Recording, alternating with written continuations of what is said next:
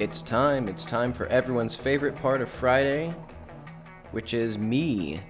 It's me, Needleful, the famous game developer. The famous game developer.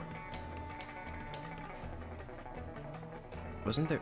I had a whole bit planned, because I was going to talk about my new devlog that I'm working on. Oh yeah, important warning. The next several streams are going to be story related, because I've realized, well, I've been doing some of the work off stream, but I just am way more productive on stream. I need to subject myself to a panopticon. Is that music loud on your end? I don't know. Oh well. It always tends to be a bit too quiet when I'm in the recording, so this will probably be fine. But anyway, let's get to the point. And speaking of point, aha! My second devlog is going to be all about what I think is a major blocker for my ability to get games done, or at least has been in the past, which is a failure to get to the point of the game. As in, like, I typically design games through like a core premise, and then I build on it, but a lot of times I get distracted by the stuff that's like around the core premise. Like the example I was thinking of was, I had a game idea where I wanted to basically walk around and look at screens like in Doom 3. Like, actually, you know what? This is my stream. I'll get to the point of my current game later. And that's loud on my end. Let's lower the desktop audio for now. But yeah, I had an FPS called Science FPS. It's somewhere in here, I think. But yeah, and look at all these incomplete projects. Literally all of these, what happened was, I thought of something. And then I built too much onto it. Let's scan... Ooh, I don't like having all my documents folder there. Oh well. Such is life. Did that add anything here? Because one of these should be called something.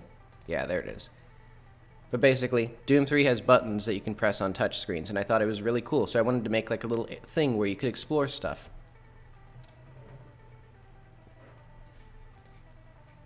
So let's see this. But instead of just getting to that point and making a game like about that core premise, I didn't. So like there's cool things like this. Like I can turn the lights on and off.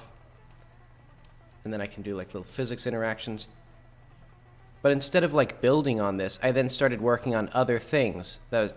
Also, the frame rate is so bad in this game now. But let's see if I can find any of the cool stuff that I had.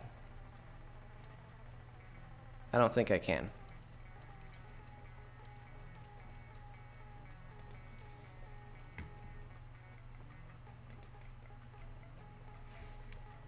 You know what, I'm realizing, I think the rest of this album is going to be a little too much for my pea brain.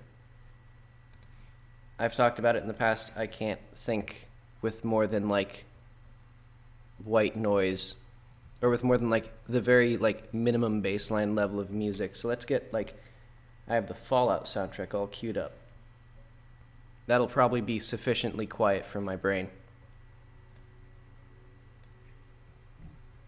Yeah, you hear that? Just barely. But anyway, I was doing all sorts of crazy stuff. Let's see if I can do a test. This is definitely not... Oh. It's broken because I used a modified version of the engine. Okay, whatever. That wasn't even related anyway. Basically, I added guns, I added a bunch of enemies, or I tried to add like enemy AI, and I was doing all these like funky things that I think would be cool, but they weren't like the core of the game, which was walking around pressing those touchscreen buttons like in Doom 3, because that was what I wanted. And instead of getting to the point, I got distracted by things. I wonder if that feels familiar. But anyway, I've realized, to get to the point again, I have failed to get to the point for this game. Because originally, it was a Jak and Daxter parody, and I've done that quite well. I got the gameplay done basically like 2 weeks into the development. even the guns, I think, came pretty... Well, I was actually kind of late with a few of the guns. Like, I designed them very early on, and then it took a long time to actually implement them. But that's not really the point of the game anymore. The point of the game is the story, because I think that's what sets it apart and gives it its own identity, beyond being sort of just a worse indie version of Jak 3.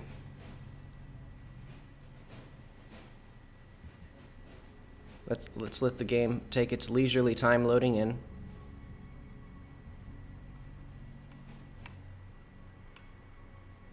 It feels like the frame rate just keeps getting worse. Hang on. Let's minimize this. Actually, let's close that.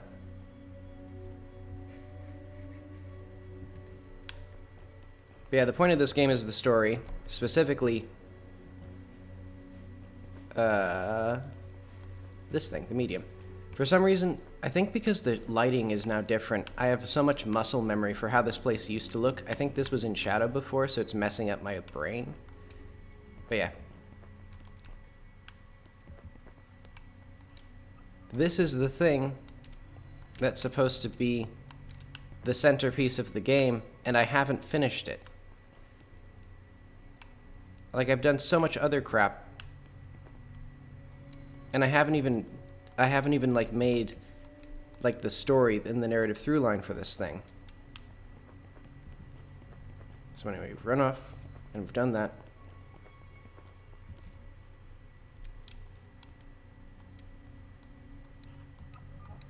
And then we have blah blah blah. This is the main story basically. And then let's do... So I'm gonna sort of give you the cliff notes of the main story. This is not... Let's teleport here then. Maybe? This isn't a great spot either.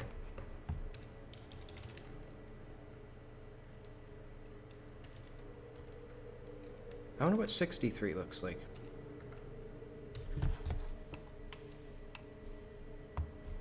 Not even close.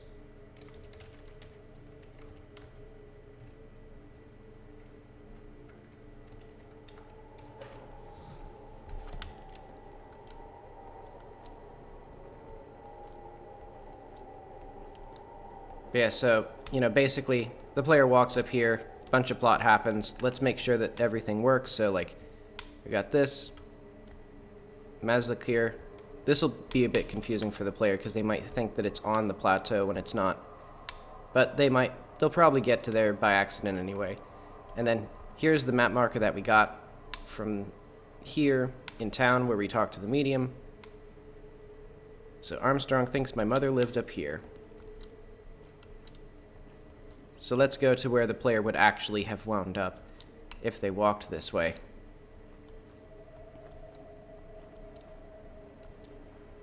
And I think after I finish the story, I'm going to do an art pass where I rebuild or change all of the buildings, because these are not what houses look like. Like, you do not build a stone house like this. This is dumb.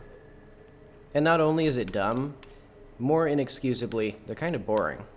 Like, this is like a crude child's drawing of a house, you know? There's no windows. There's just a big hole. There's no stairs. This doesn't tell you anything about the people who live here, because it's not, like, it's nonsense. Like, this is brick? This is a brick roof? This is not how brick roofs work. But anyway, I'll do some research. Man, the music got loud all of a sudden. Oh, that's kind of funky. Wait, hang on.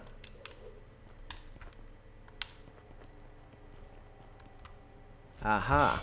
Okay, I changed some stuff recently, so that's a bug. I'll put that on the bug list, actually.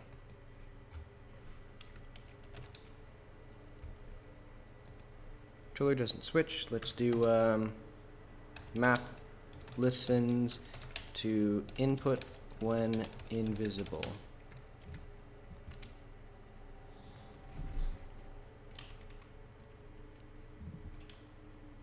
Wait. Wait, what's printing the stack still?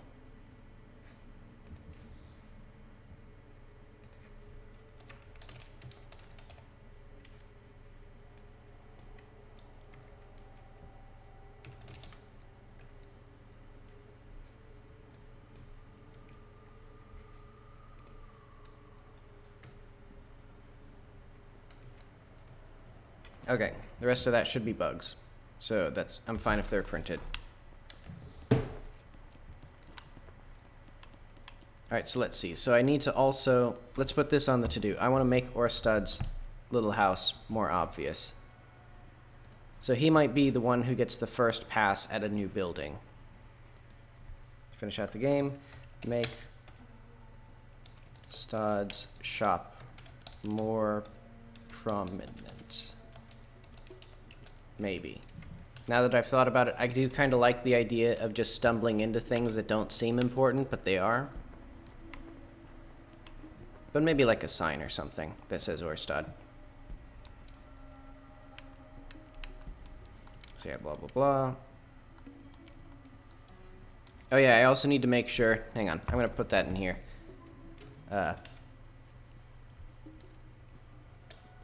Prevent dialogue. Prevent. Because if you see in the bottom left, it says that you can continue, exit, or trade coats, but exiting is basically right now like a please soft lock the game button, because you can exit in the middle of important dialogue that's like situational or only happens once before it's done the important thing. So I have to do some work to make sure that any dialogue can be resumed if it hasn't been completed. Let's see. So about my mom. So this is basically, I'm going to basically do like a sort of rapid playthrough of the game. So yeah, feel free to read all that delicious text at your leisure. My refrigerator has decided it's a great time to join the stream. Say hi to the refrigerator.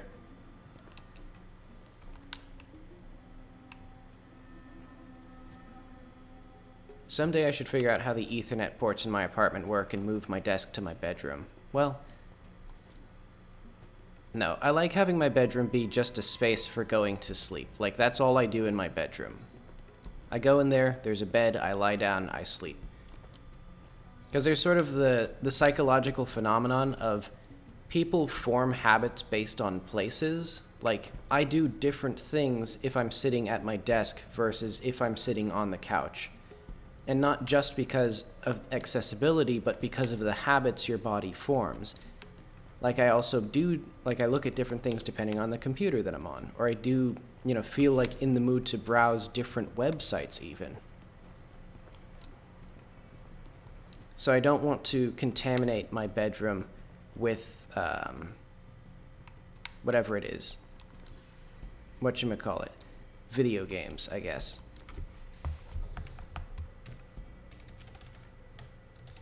That's also why people forget things when they walk through doors, because you make the memory in one room and then you go into another and sort of like swap in your, like, you know, living room memories or something. Okay, but basically that guy, he gave us another little map marker. He said, hey, I used to live at this village, and I think the woman, you know, I knew a girl who I'm pretty sure was your mom, and she got freaking shot in this village and died, and that was crazy, and I got really upset about it. So Jackie's like, okay, I guess that dead person's probably my mom then, even though that doesn't, you know, well, must have survived then, because he didn't actually see anything, or didn't confirm it. Like, you know, if you're a 16-year-old in a war zone seeing your classmates get shot, you don't exactly, like, run over and take a pulse check, you know. How do I get up here? Oh, right, I probably need all the guns for this. Hang on.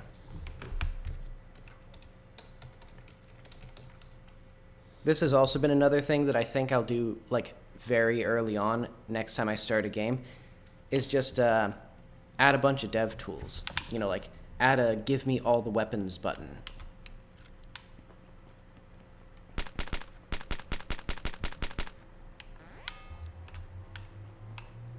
How do we get up here? God damn it.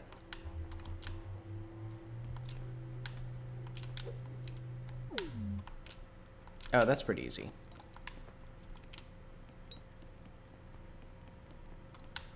I think the high jump's going to be a necessary thing for players.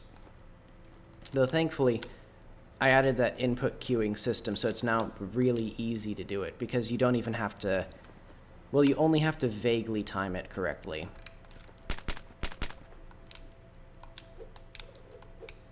And yeah, another thing I need to add, these damage sound effects. Wait, I'm not doing any of this stuff. I need to see... Actually, you know what?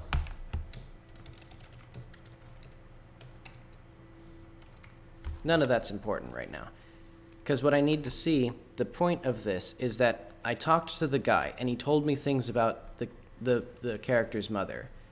So now we need to go back here and see how the medium changes, which is basically I should have a question now if I can ask her about the war.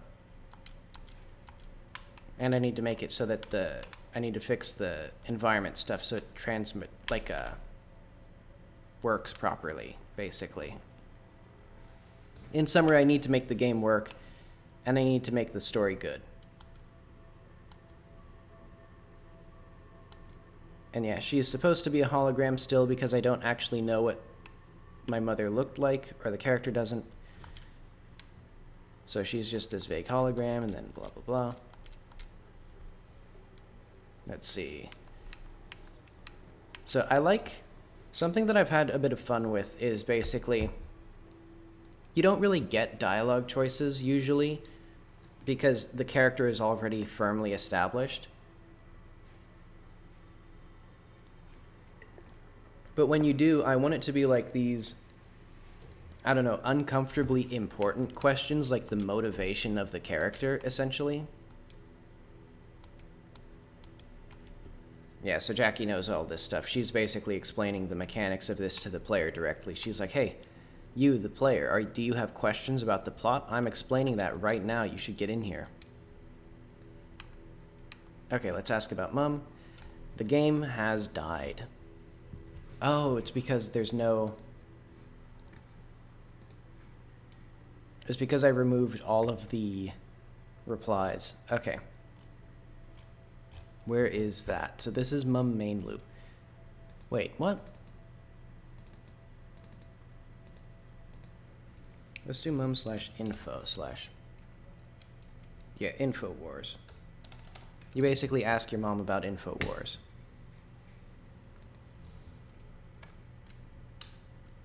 And I think...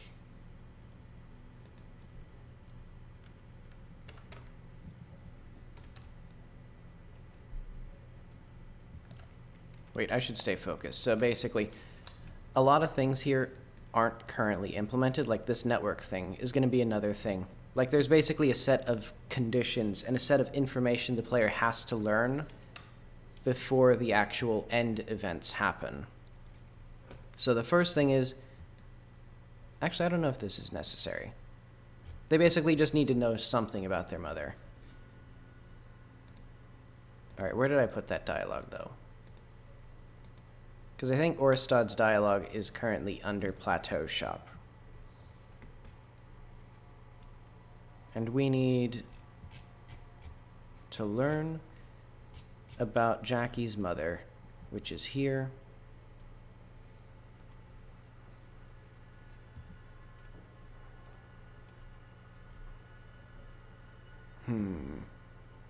Plus, yep, it is mum/info/war. And Orstad. So yeah, let's say, what does Jackie's mother think about the war if the player has no extra... Okay, so I guess...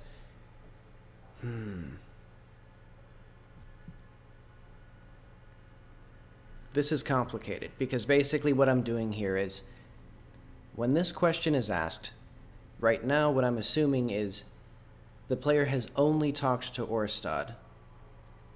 So let's draw a diagram of this.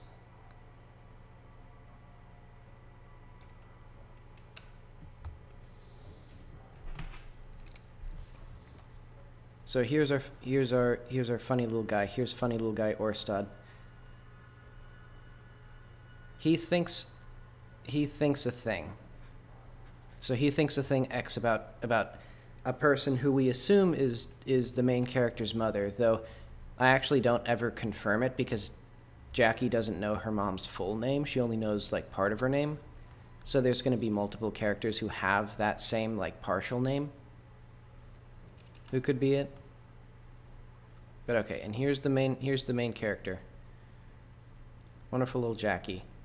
Also, at some point I want to do a bit of a style change and make her a bit more anime. Because I think that would be a weird thing. But anyway. So he says something, you know, it's sort of X. So he says, you know, approximately what he's thinking. And then Jackie takes that.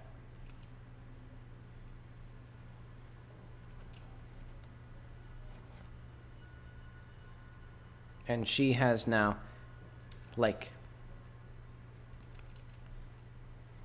she has her own interpretation of what he says in her brain. And then that goes to the medium. So the medium is a thing that scans people's brains. So it just reads this. And it takes that, and it filters it through its own, like, data systems. So let's draw. Excellent little gear. That's a gear.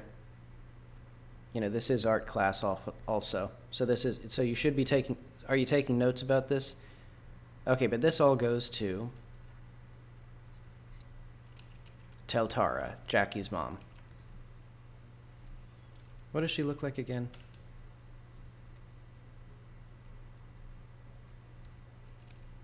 Not cross-eyed.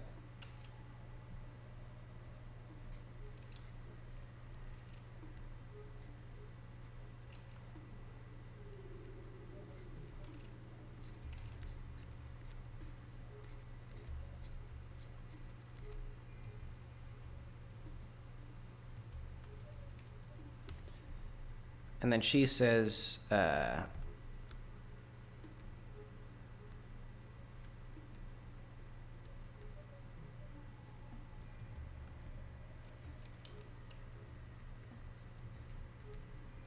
she says so we're plotting this out.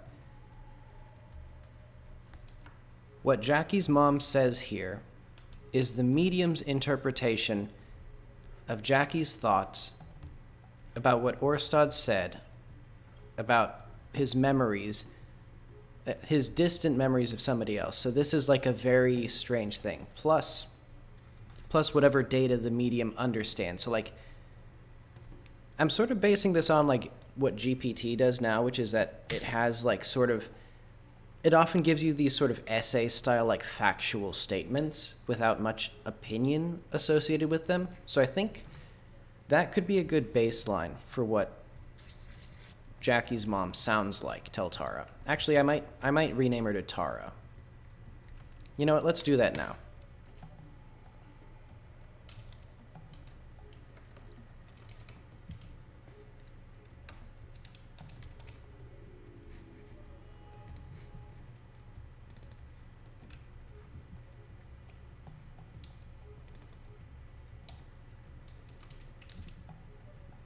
Teltara is a bit too, like, fantasy.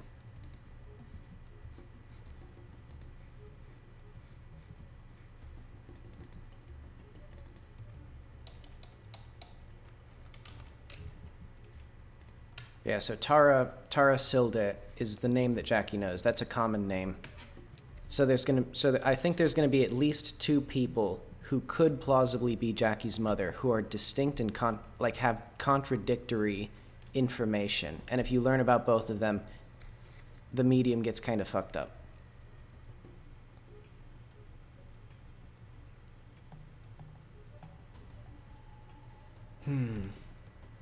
So I guess what I need now is kind of a factual account of the area that Tara lived in.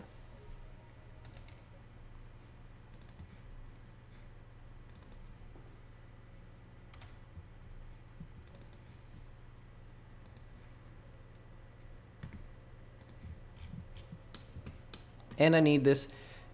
So I need it to simultaneously reflect the information that we as the player know, but not regurgitate what we as the player know, which is kind of screwed up.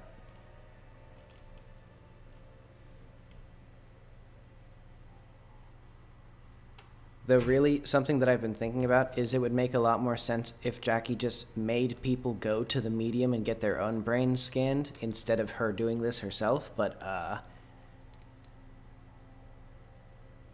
I'll hand wave that away by never acknowledging it in-game.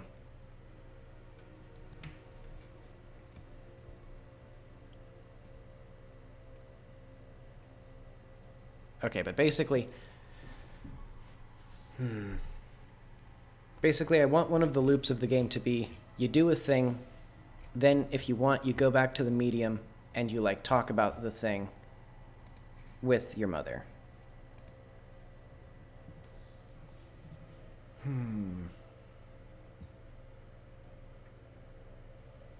What does the medium know?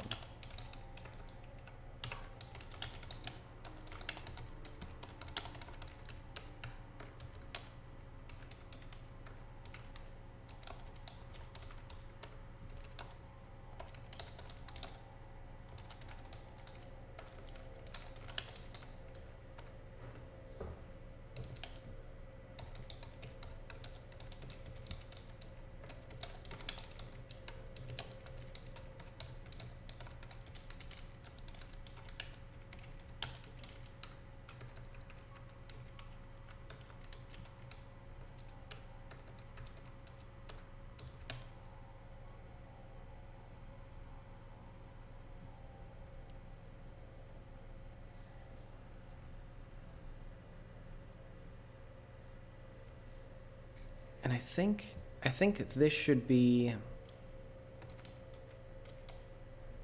Well, for now it's going to be this, and it's also going to be...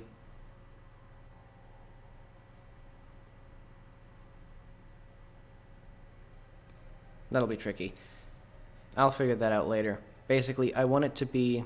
There's probably going to be multiple things that you can learn. I'll refactor that. Who cares? I can just change variable names. But basically right now, we learned some stuff from the Plateau shop. Basically, we learn that this old village was a hotly contested area because it's where the... because this little corner right here is where this tower is.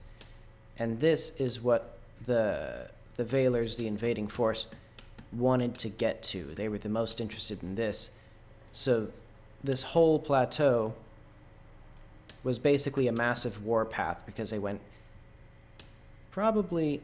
Yeah, I mean, this would be the only feasible way. Also this choke point here, but that'd honestly be... Well, that'd be way more practical. So yeah, they probably went through this choke point, got wrecked constantly. They tried to take this village as sort of a base of operations, and that's where Jackie's mom lived, and she was shot when she was like 16, and then Orstad's family fled, so he doesn't know what happened to her, and he was kind of traumatized by the whole thing, which tends to happen when you see people get killed, but, you know, I think he should just not care. I think he should have simply been not traumatized by it, and that would have been better for him. But anyway. So I'm trying to think if this is actually interesting enough on its own. I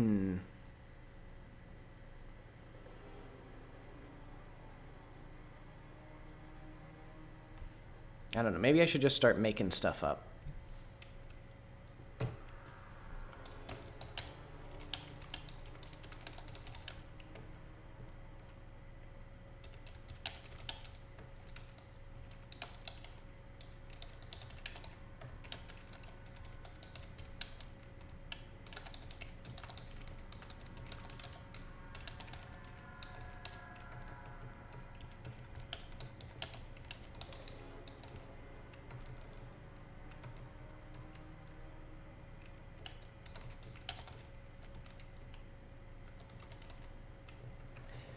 See, I think the Veilers...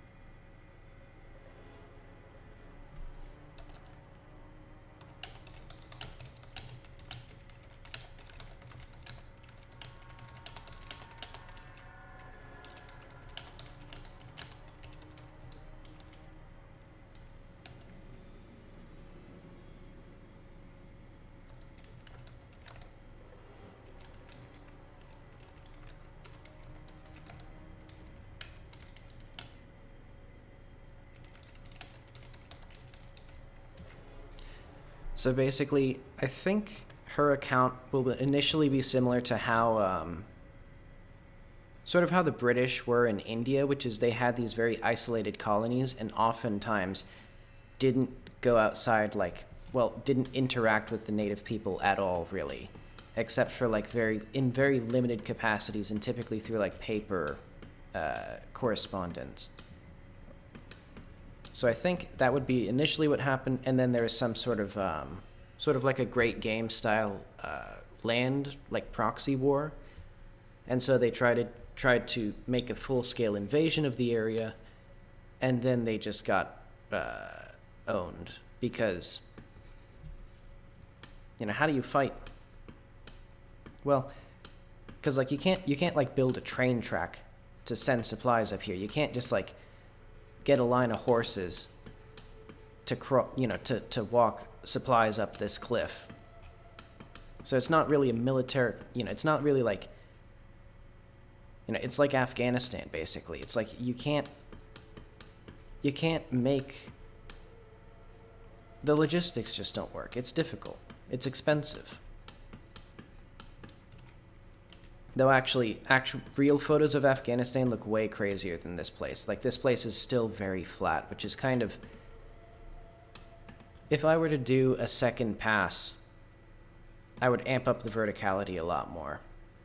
Like, make it practically a cube in terms of, like, distances covered.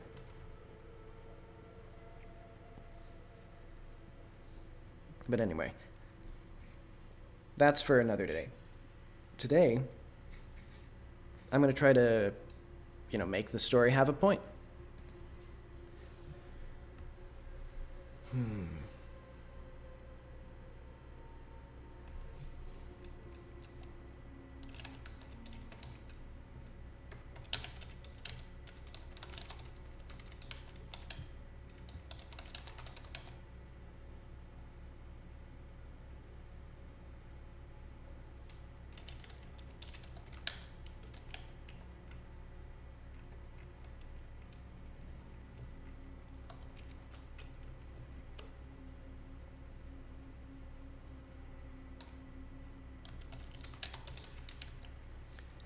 I don't know what the emotional significance of any of this will be, though, because right now what I'm imagining is sort of just a dry, like...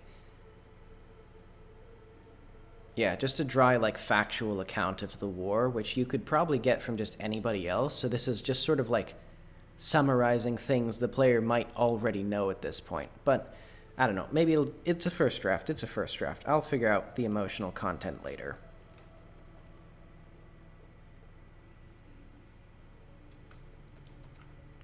Let's just say...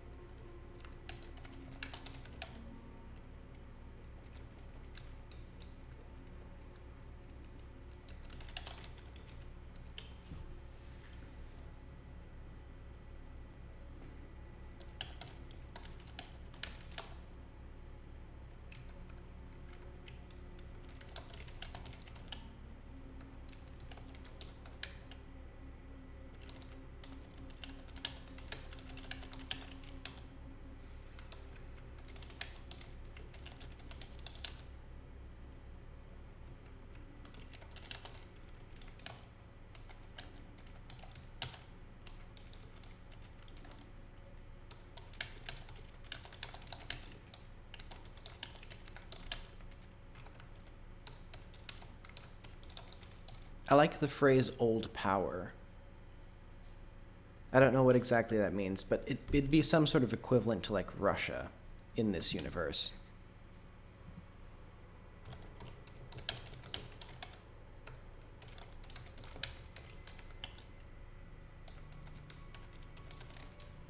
And I think what I'm going to do is, as I add more characters the player can talk to, you can ask these same questions, and there will be like additions or changes based on what you do and don't know about the character's mother.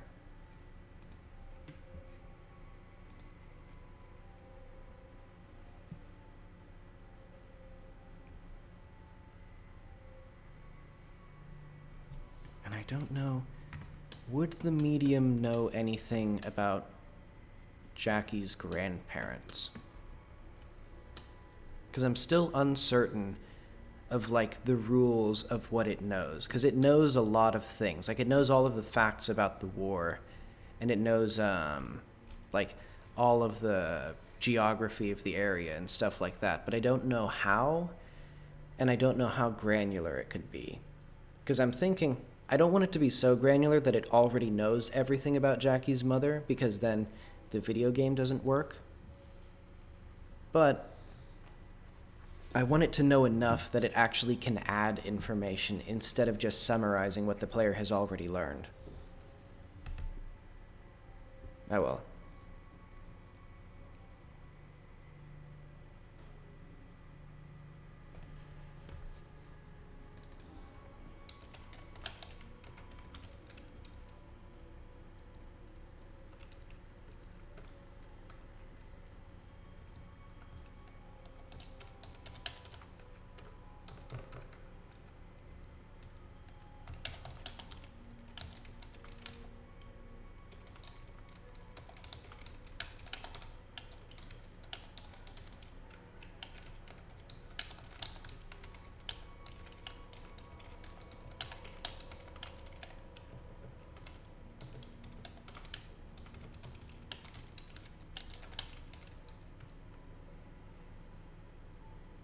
This has so little emotional content that the player's practically just talking to the medium itself.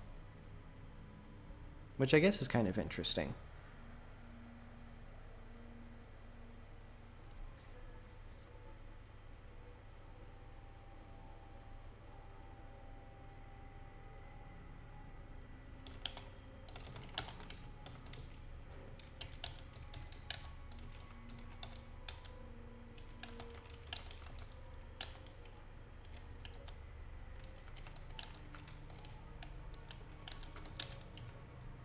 Which end is this? Okay, so it's, this is east, this is west. So this is the south side of the plateau.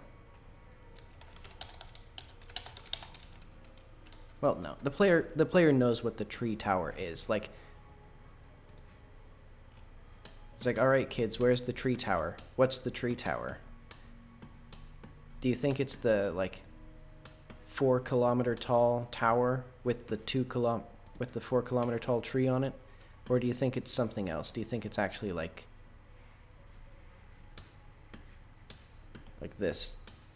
This is the tree tower. This little hill here, that's the tree tower.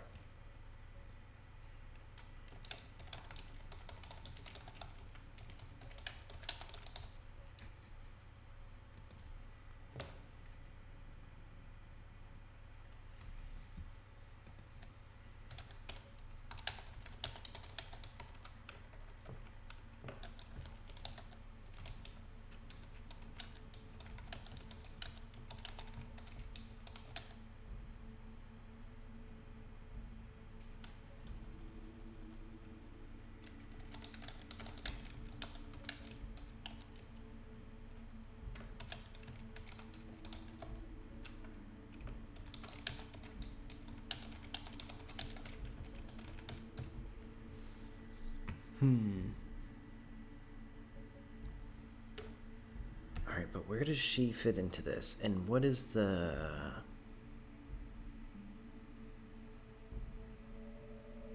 This will be tricky. I'm struggling to figure out the point of this line of dialogue. because it's kind of interesting. But like I've been saying, it's just kind of a summary of information that I can scatter around anywhere else.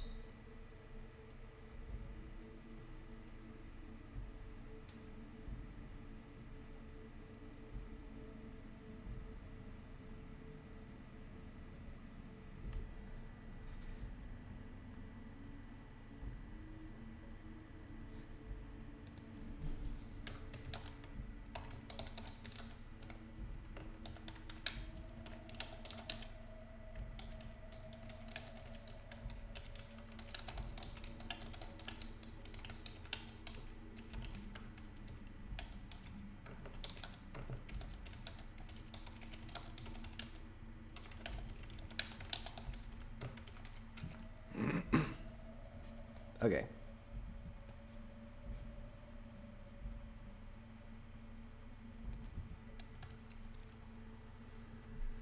This will be interesting. There's another character named Balter who's basically... The piece of information he gives is that he's really mad that Jackie's mom ran off with a Valer guy, because that's why Jackie was born in Valand. And he'll give you a bit more information that sort of colors this in a different light, where essentially she found them sort of mysterious and maybe even interacted with some of them at a young age, which sort of colored her perception of them. But for now, without that information, because that's what I'm writing right now, it'll just be, I don't know what they were like because I never met any of them.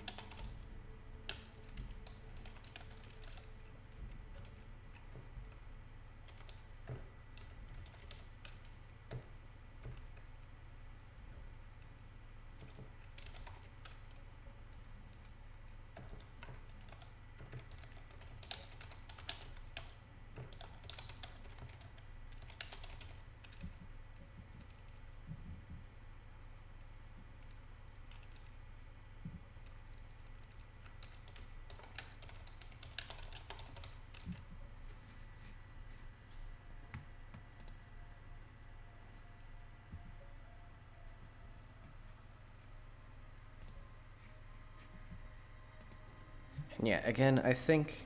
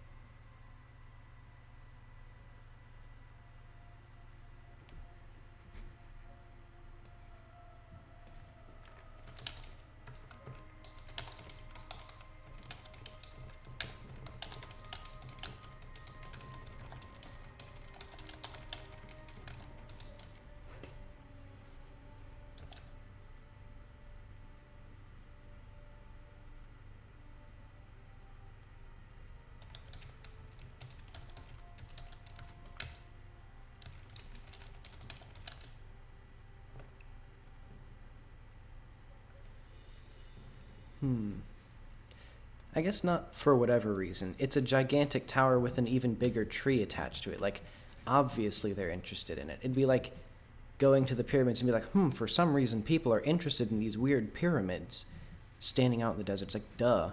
They're the cool thing. Okay, but they were especially interested in the tree tower and saw it.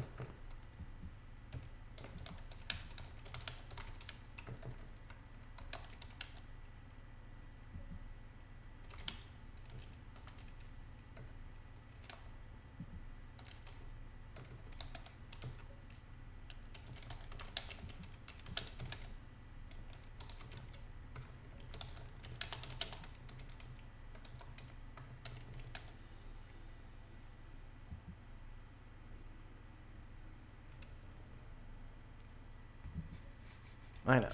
I think the medium knows of everyone who died in the area. Because everyone who died was somehow absorbed into the network that the medium then has access to. Because there's that other guy, Captain Redford, who is basically one of my one of the monsters, or the monsters in the game are people. Spoiler alert. Because there's Captain Redford, who is one of the monsters, but he can talk. He's the only one who can. So I think what happens is, when a person dies, knowledge of them works its way into the medium through some magic thing. Through some, quantum science stuff.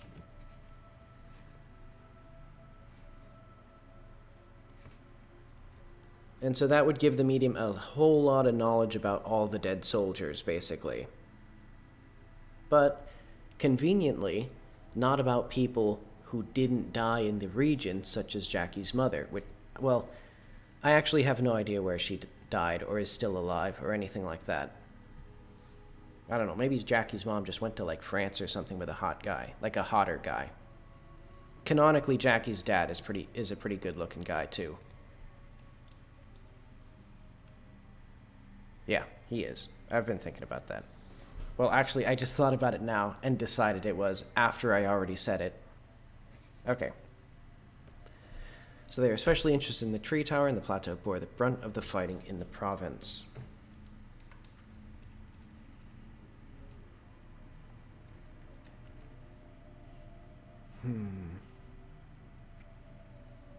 So she knows about her parents then, because her parents did die when Tara got shot.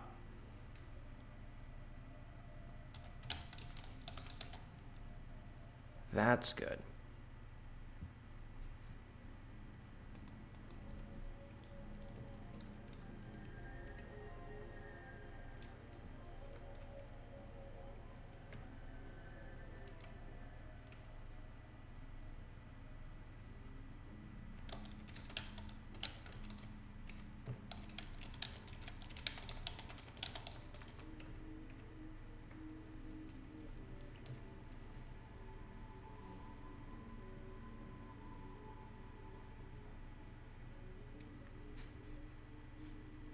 I'll keep this stuff. I'm probably going to cut some of this stuff, because now I actually know the point of this, which is she can tell you about her parents. So, who were her parents? Who were Jackie's grandparents?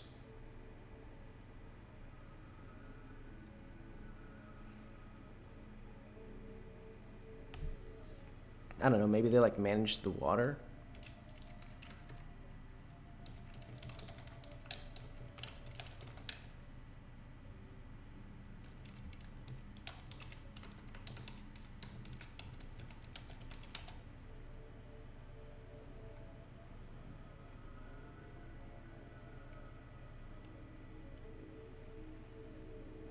They were part of the council. I don't know how exactly to phrase this. They were basically part of the council for the village. Like, there's some sort of council of elders or council of, like, leaders of various parts or various decision-making that all have to come to consensus for the village to do things. So let's say,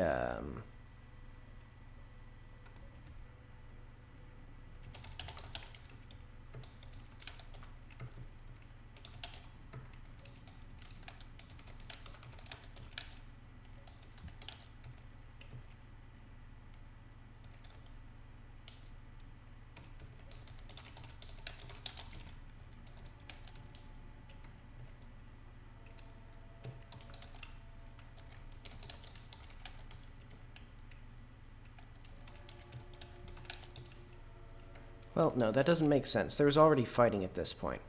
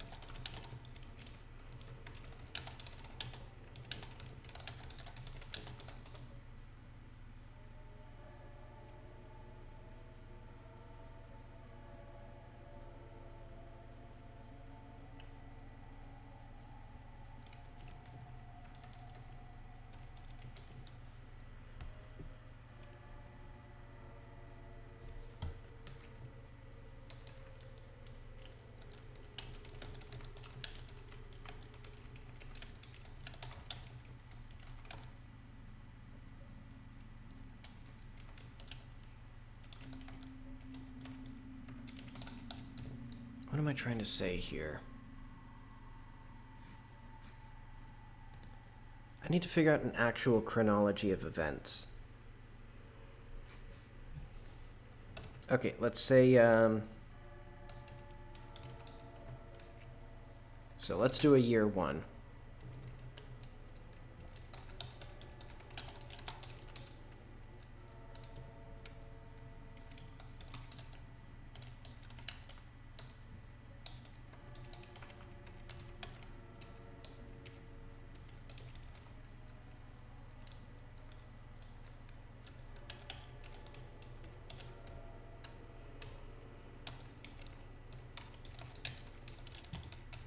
So they build a train line, they build some villages. You know, basically like some pretty like beneficial, like mutually beneficial things. Which is why, you know, like they're basically given, I guess I'll say they were given all of this land and most of the land around the plateau. Because that's where the train is currently, so that'd be convenient.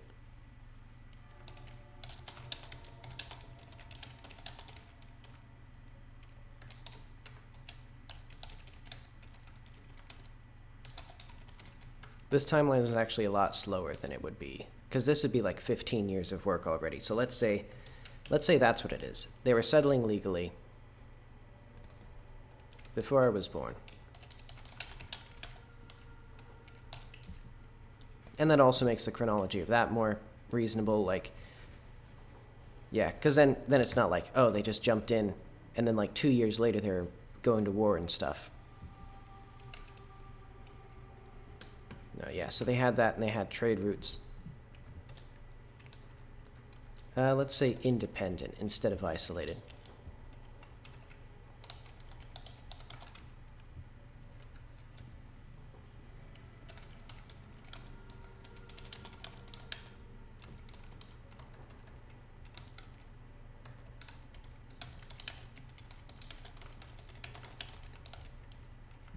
So basically,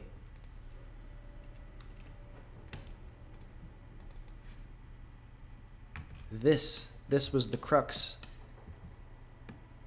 Muzna Cross was the crux of their entire operation.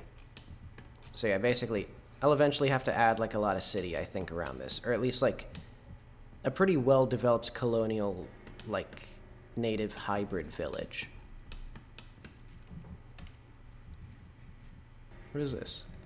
I don't need that. Okay, let's begin settling. I know, let's say in the background of this. So like after they start settling, there's like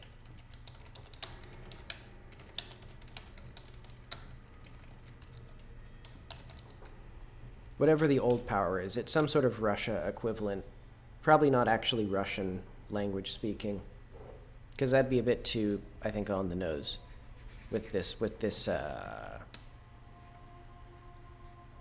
I mean, already the parallels are very on the nose, I think, but oh well.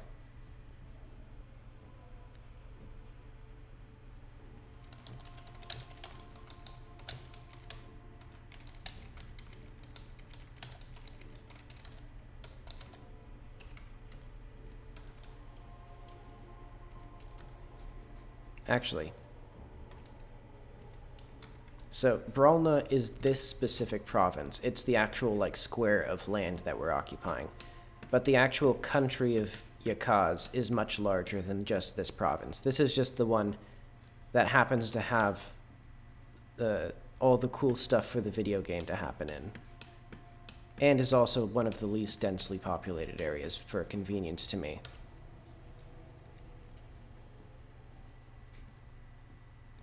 So let's say built train lines.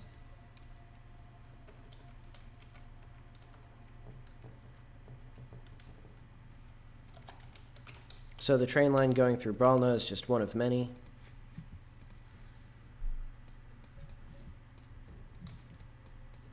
That's redundant, given land control.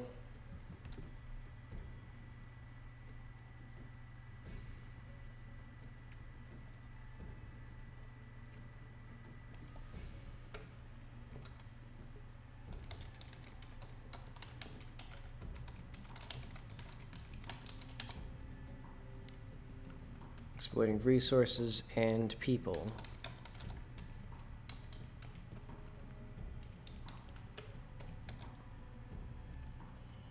Yeah, because British colonialism was almost strictly like a money-making proposition. Like, they didn't care about, like, managing lots of territory. They cared about taxes and high taxes and lots of taxes and constant production. So I think that's how Valand is going to act as well, because they wanted money.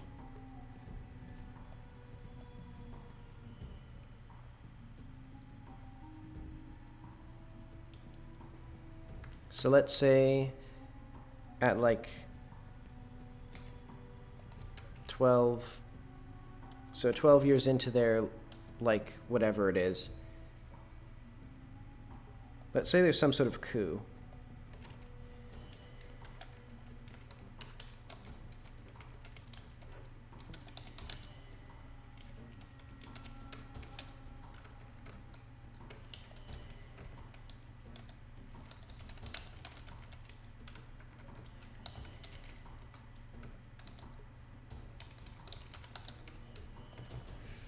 I'll have to figure out the politics, or how much I want to care about the politics of that, because I'm thinking right now, probably what it would be is they would overthrow a monarch and install some sort of, like, fake democracy where it's actually mostly controlled by Valand.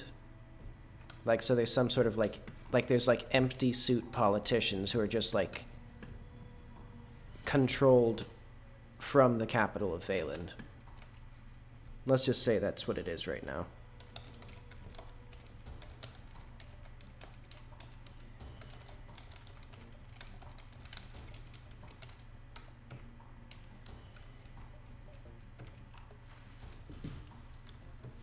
Because, you know, that's like... Because then even if people know that Valand backed it, if they don't know this part, then it's like, oh, well, you know, they kicked out the monarchs and installed a democracy. That's a good thing.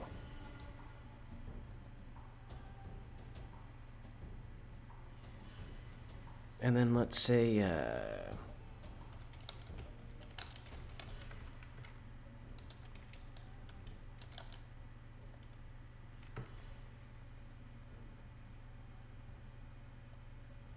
Maybe the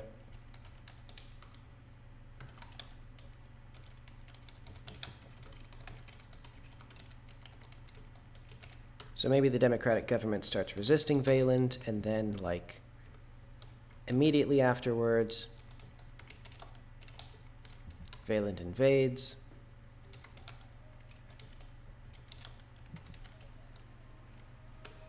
So within this part, I don't know how quick the series of events is, but I think I'll probably just reword Orstad's account. Well, no, basically, from the train line outward, they would have sort of a war path, probably. So they already have people... I'll have to figure out where the villas are, or where Valand was. Like, they'd probably have, like, a little, like, villa here or something like that. But basically,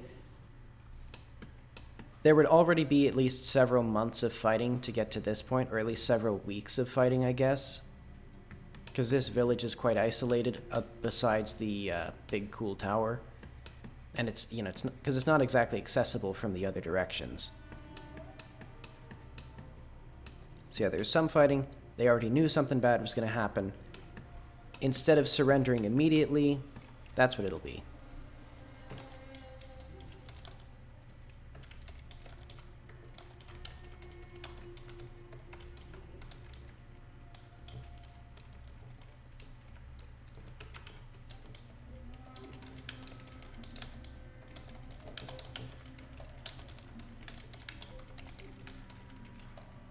Hey, and that aligns with Captain Redford, since he's taking back the train line, or at least he thinks he is. Which, I mean, I guess it just makes sense that a train would be very important in an area like this, where there's not exactly, like, an interstate.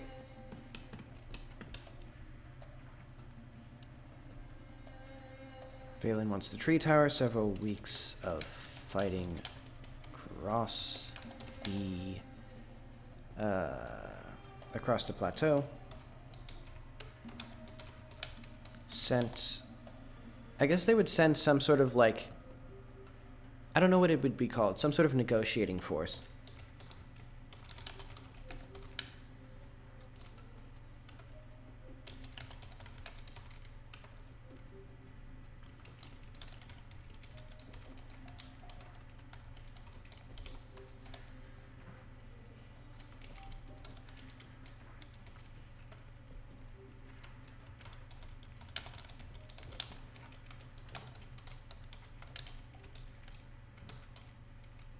Fused.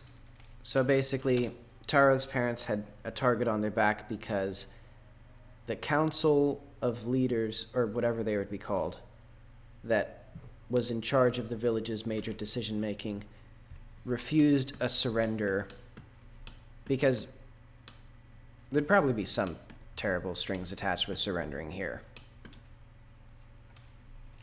Well, one, they would have to leave immediately, which... like, where do you go? It's okay. That's what they did.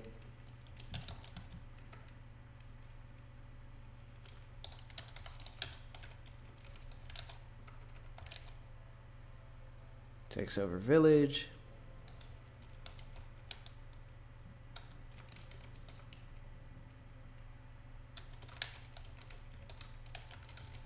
I don't know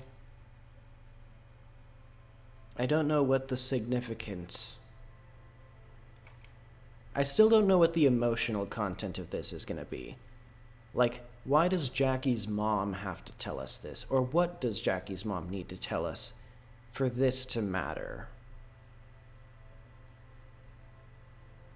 And how does the medium know that with the information that we already have? Maybe there just isn't enough at this point.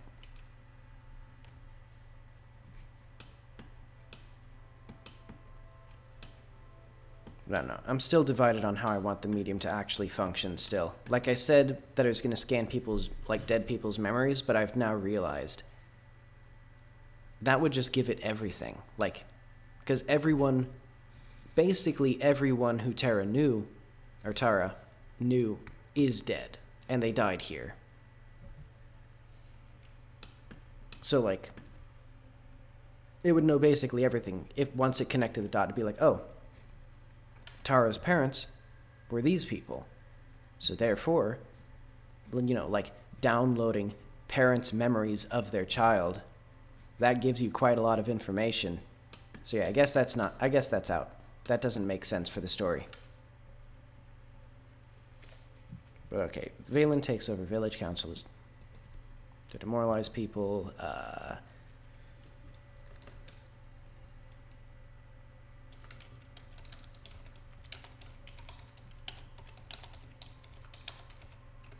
Parents don't.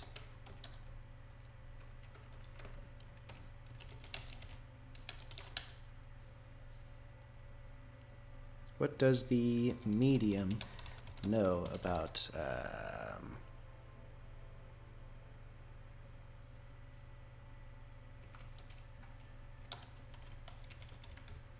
so, well, it's clear that Jackie's mom survived because she's not dead. Or at least she's not dead at this point in the story. So this blah, blah, blah.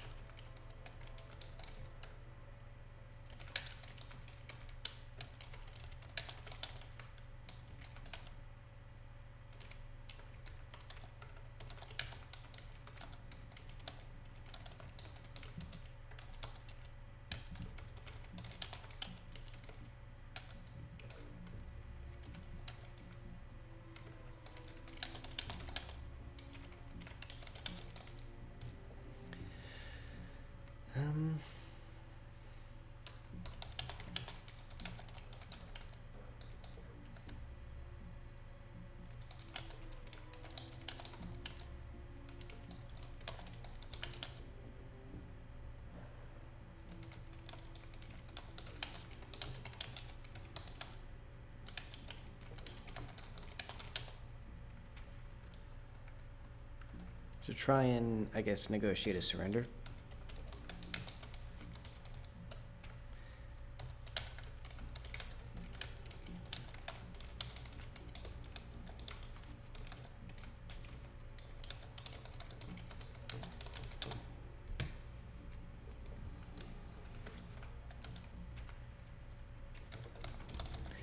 Okay, but why would the medium know that why would the medium know that Tara's parents were part of the council but not know anything about Tara? I guess what I can say is maybe it can learn something from people who've died in the area, but it can't learn very much, which I guess makes sense. Like, it's supposed to be science fiction, not perfect magic. So, like, a rotting corpse in the sand, I don't know, it's not, like, it can scan their brain, sort of, maybe, but not that well, so it just gets some vague idea of who they are. And, like, it can correlate all the information, like, little bits of information that it gets together to get a better idea of each person.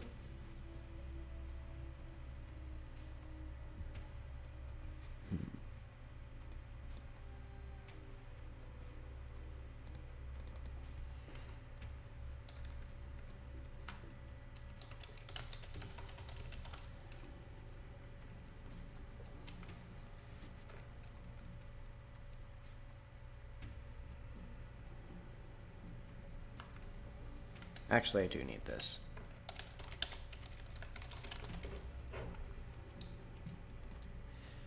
And I was worried about streaming writing because it is it's not as exciting as running around in a little area adding stuff, but also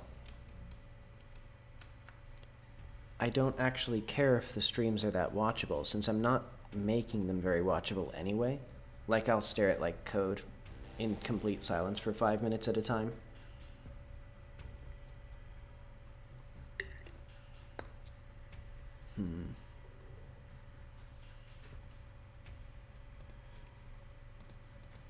Though I haven't done a whole lot.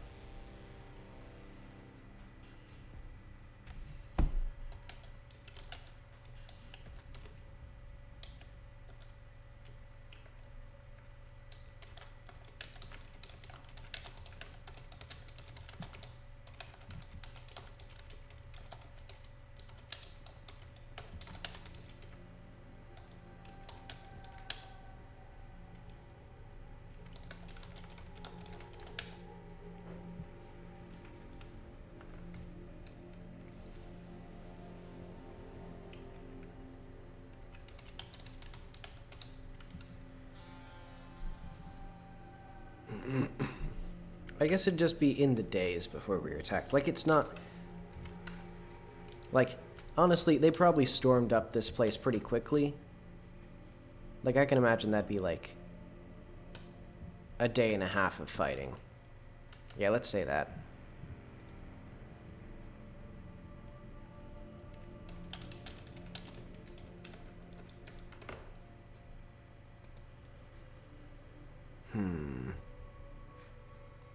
So this is boring. Let's say...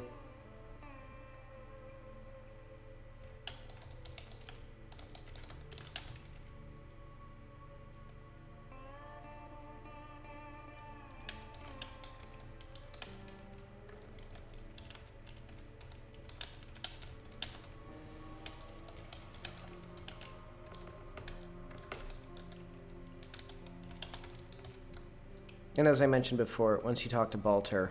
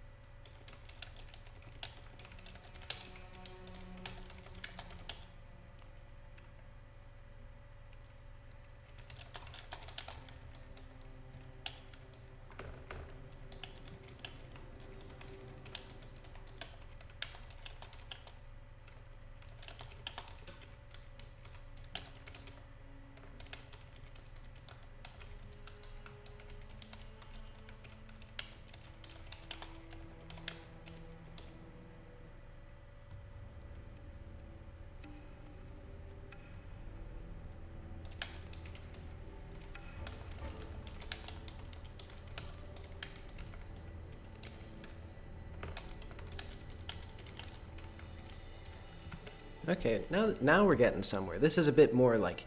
Now there's a bit more of a story here, like a bit more of a personal thing. It's a teenager who, like, suddenly realizes that, oh, shit, we're in a war. Like... Because literally what I'm assuming now is, you know, there's the train track that leads through here. Literally, in a matter of days, they've sent, like, thousands of soldiers through the train tracks to just flood the entire area with a bunch of soldiers. Probably not thousands. Well, yeah, maybe thousands. But yeah, so they just flooded the whole country because they controlled the train tracks.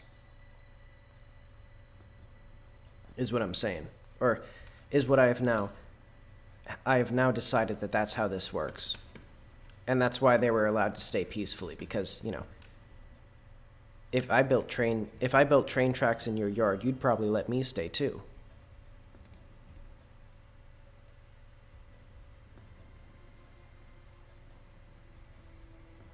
But anyway, so they're relatively safe.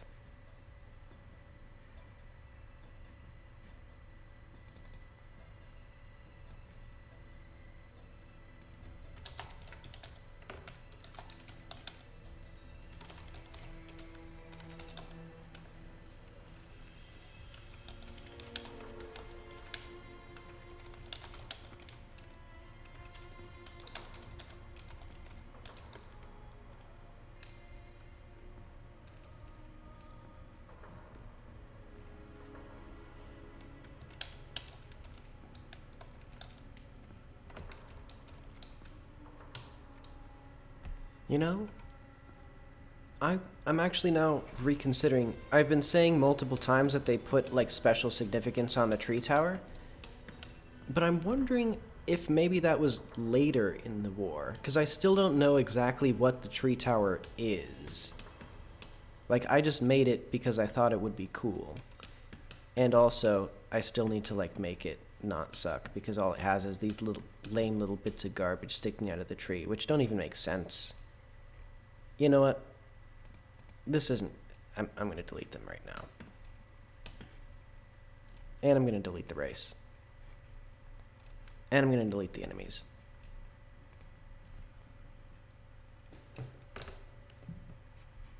Cut content. Lost to time forever. And this is just the colliders for that, because that's how it works. Also, I should decimate this thing, because it's a big collider. But alright, enough of that. Back to the point.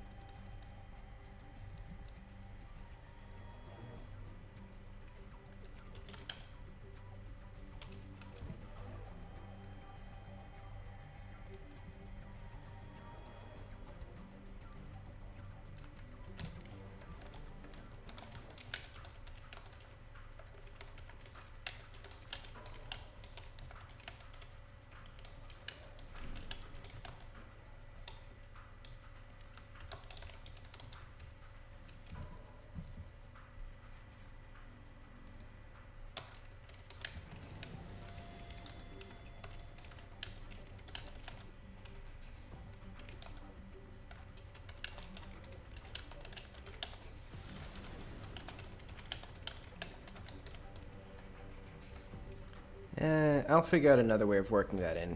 Basically, I think it'd be relevant to the player to know that the Veilers were in the area for decades before they began the actual war.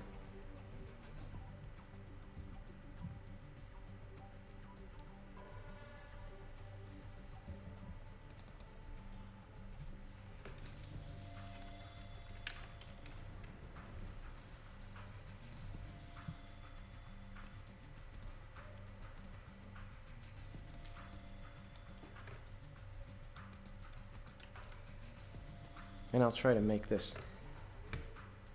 So for this, I would like there to be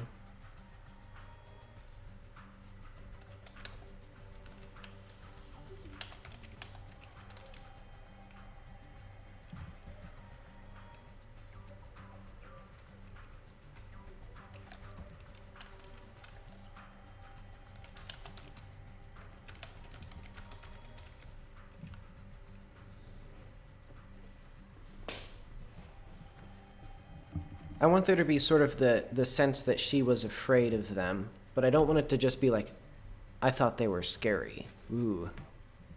And I want to do at least a little bit of show don't tell. But honestly, show don't tell, sometimes the best way to tell somebody something is to just tell them something, especially when it's like a human, or when it's like a character saying something. Because people oftentimes just tell people things. Like they don't beat around the bush. They will say their emotions or say what they feel. Oh well, I'll be a little poetic with it.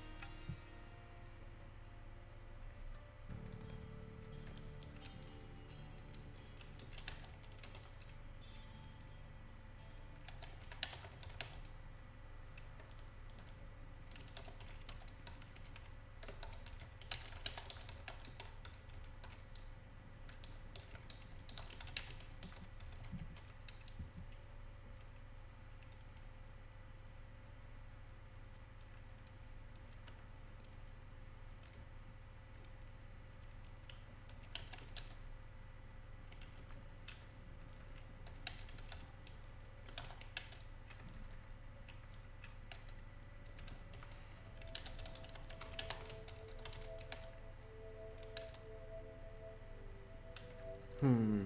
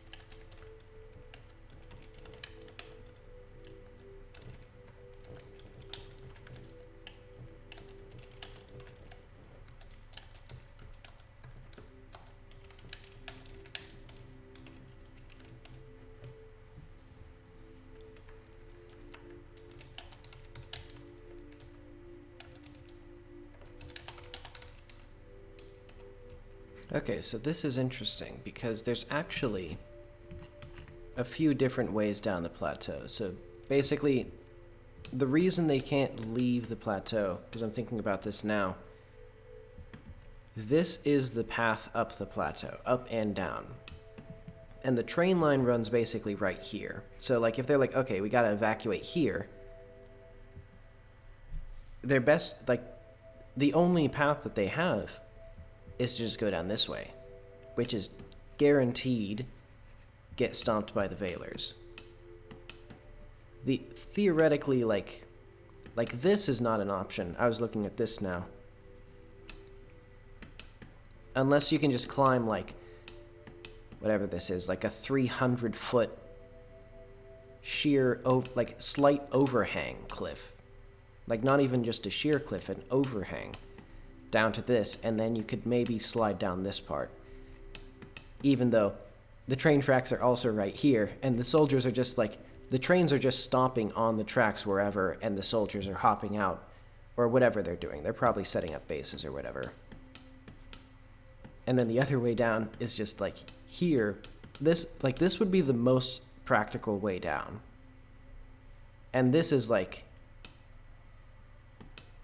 death. Like, imagine this as an actual thing. Like this is what? Like 400 meters. So, like, 1,200 feet vertical at, like, whatever that angle is, an almost sheer slope. That would be insanity. That would be, yeah, that would be, I would take my chances with the soldiers.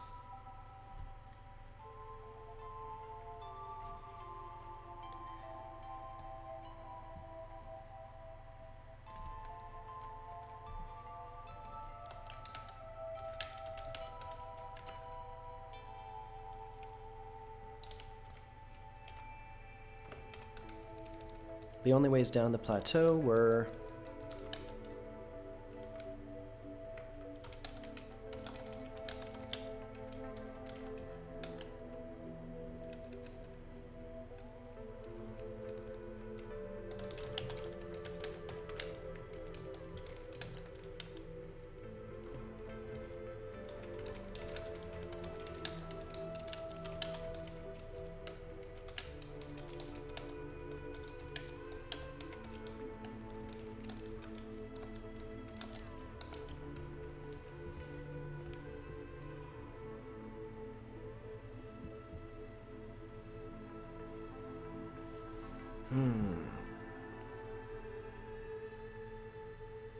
I'm trying to think, because my original plan was that, you know, I was mentioning things about a council, and, you know, the council refuses to surrender. I don't think, well, now that I actually have, like, content here, I don't care about that. Like, that was just to get me more, like, reasons that Tara was personally, like had personal stakes in this.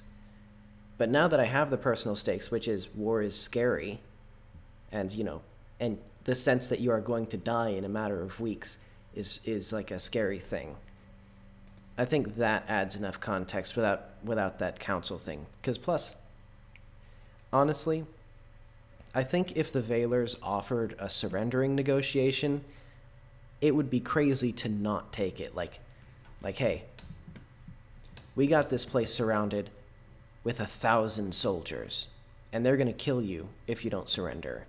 So how about you just, you know, give us your stone huts, give us your gardens with the tomatoes and the watermelons, give us your fountain, and you can go fuck yourselves or whatever.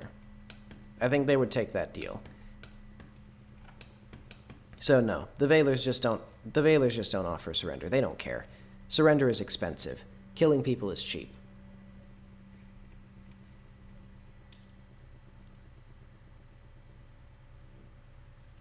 And I think they just want the...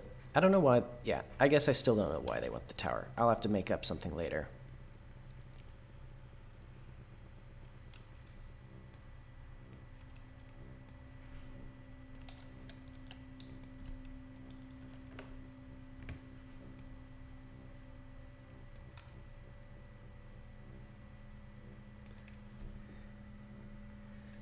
We were safe up on the plateau at first. The path from the tracks was too difficult for their horses and artillery, especially once the bridges were demolished.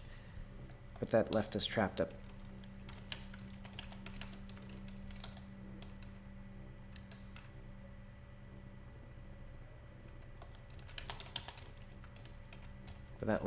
On the plateau.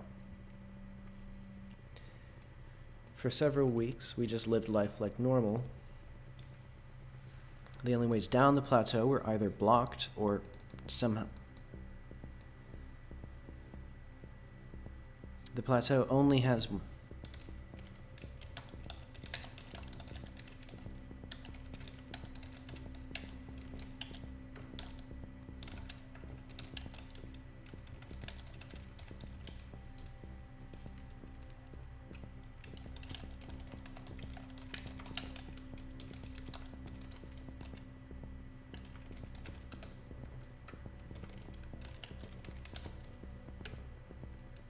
leading directly to the train tracks. Is train tracks one word?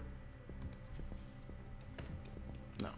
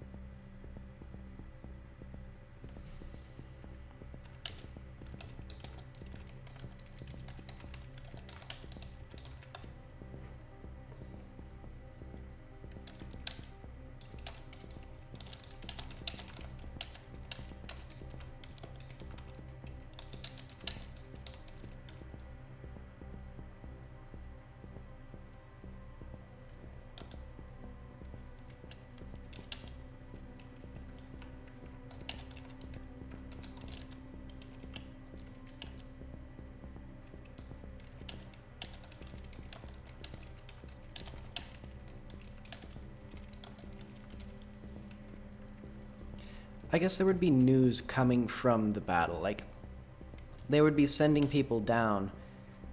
Because they, basically, the Yukazi would need a fraction of the number of forces to just keep the Veilers back. Because this is a very hard position to defend. Or this is a very hard position to attack, I guess. Because they would just need, like, a few, like, spots for guerrilla attackers. Well, actually, no. This is kind of, like... Unless there was, like, caves here, because then you could just get a bunch of cannons and shoot the wall. Like, just... Especially if you knew where the buildings were. Like, you could just demolish this. But maybe up here it'd be, strong enough that... I don't know, because this is meant to be sort of... like 1900s technology. I don't know how good their artillery was, and if they could just shoot, like... whatever this is, probably like 400 meters up in the air again. Yeah, like 350, 400 meters. I don't know the ballistic range of like typical weapons at the time. I think that's kind of like, I'm gonna assume that would be like a bit beyond their range. So let's just say that. And that this would be a very defensible position, I think. Well, especially if their guns can't reach up there. And then you just point down. Shoot at anybody who's trying to cross this area.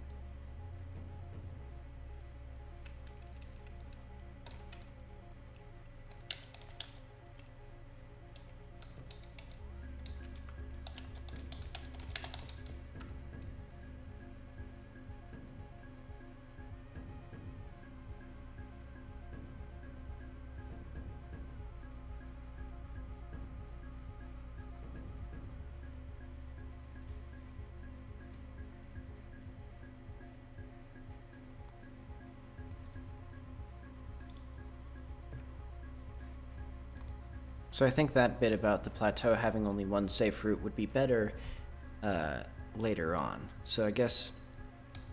But that left us trapped on the plateau. Yeah, because this is clear enough. Like, they blew up the bridges. They're stuck up there.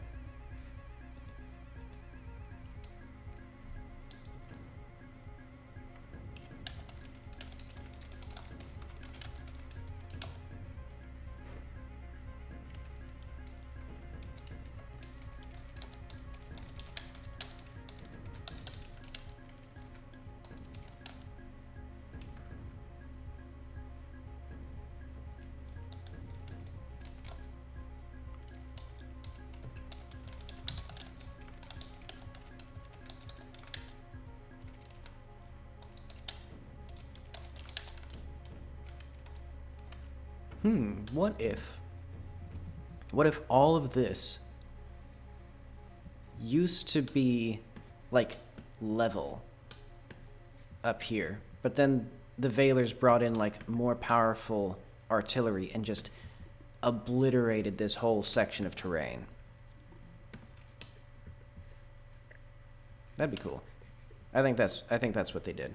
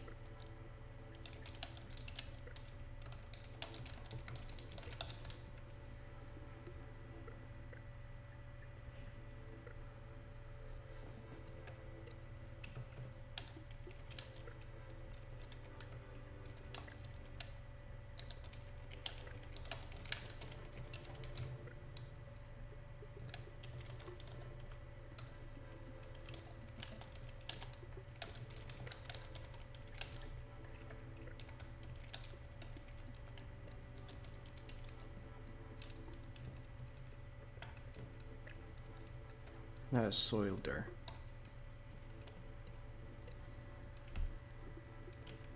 So I guess the Veiler military tactic is don't negotiate unless they can't fight back. So, like, they don't accept terms of surrender from soldiers. They just kill the soldiers. And then they might negotiate with, you know, the women and children left over. Or just tell them to fuck off and march their asses down the plateau. I'll have to make a destroy bridge here. Let's do 75. I'll add that to my ultimate to do while I'm thinking about it. Meslicker Foundry. Destroyed bridge. The war. Used.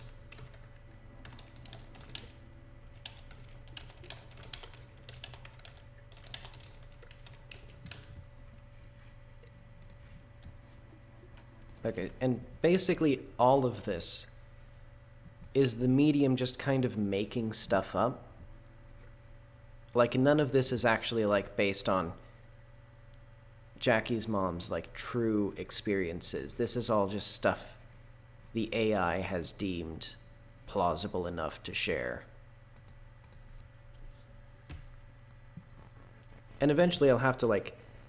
Eventually that has to be part of, I think, the story's narrative, is just sort of Jackie coming to terms with the fact that the medium doesn't do what she's trying to do with it.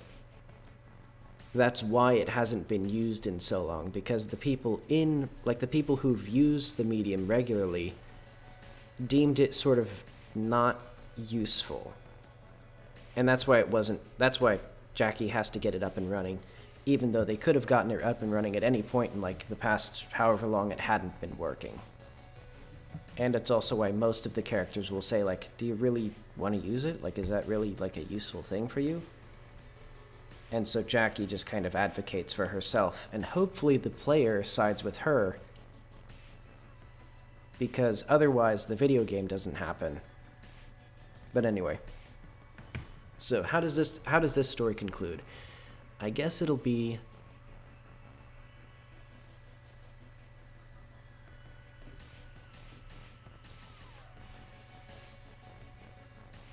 to demolish defensive positions.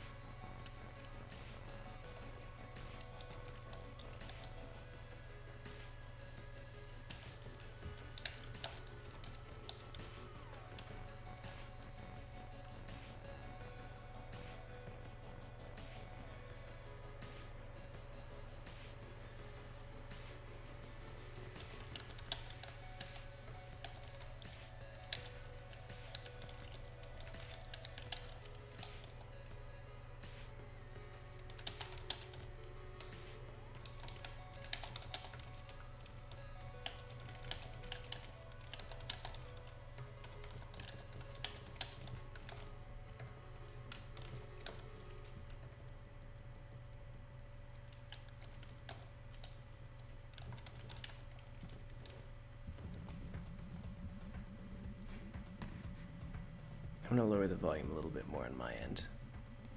And your end as well. Well, my fans are really going. I'll raise it up for you. Actually, I have a great idea. Let's stop this. Because I don't care about the game. And actually, let's even get this down, so that way the fans aren't running so hot. Because that's something that I also need to get fixed before the game comes out, is it runs like shit. And I want it to run well instead. And so, I've been thinking there might be some very dramatic things that I can do, like maybe make an engine that can load the Godot project, but it's like built from the ground up specifically for my game, so it can have all sorts of optimizations that I can't do in a general engine. But more likely, I'll probably just have to like really, I don't know, really figure out profiling tools. I've tried a bunch of profiling tools, but I just can't parse what they're saying, because most of the time it's like, it'll say like, oh, it's waiting. Like, oh, the function that's like the number one most used is like a thread wait function, or like something deep inside some sort of like system DLL, and I can't figure out what it's doing, or if there's like stack traces or heat. Like I don't see any flame graphs and stuff like that, which I thought I would see in most profilers, but maybe I just need to find the right profiling tools for the game. Oh well, that's not related to this. We need to find this. We need to write this story still.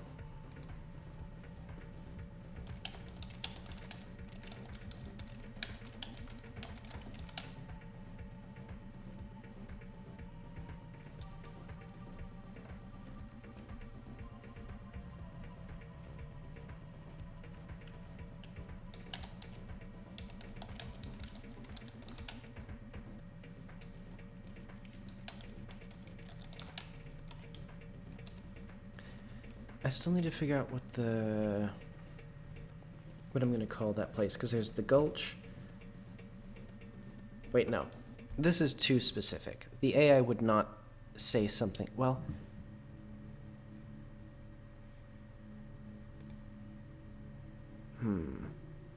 basically, I want to point the player to one of the caves that exists at the top of at the plateau. Because I wanted Jackie's mom to say something like, you know, I wish that I had thought to maybe what we could have done was, like, send people down the cave somehow. You know, I don't even know where it came out, but maybe that would have been a safe place for us. Or maybe, like, you know, oh, as an adult, I fantasized about getting there. Because basically I just want the player to go into that cave, because it's kind of cool.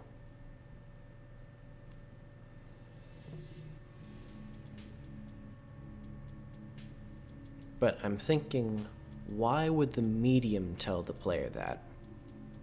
Because if Jackie's mom actually experienced it, you know, then it would be something. But for the medium to just make this up, it would have to have a reason to think this is the case.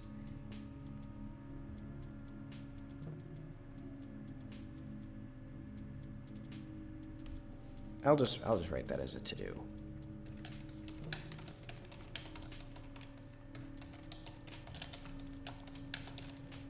You know, what is it thinking? What's it cooking? What is this? Oh, I did my diagram. Right. I guess I'll save that. That could be useful. It'll be in concept art.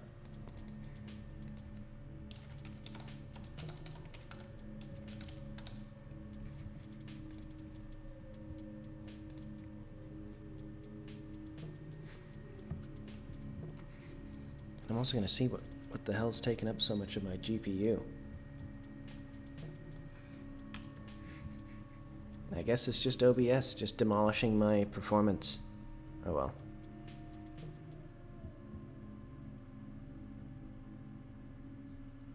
So I found a cave on the side of the plateau. There's a few well-known caves, but this one was near the top, behind some of the cliffs above the gulch.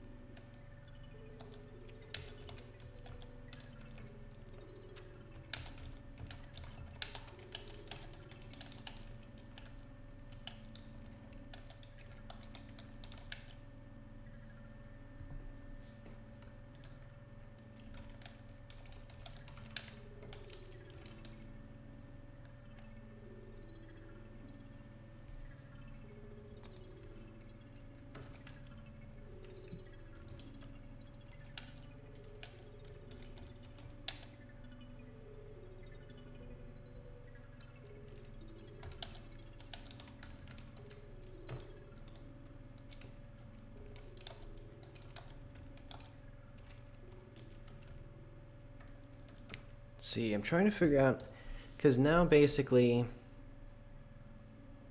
she's sort of led us to the Veilers have invaded Tara's village.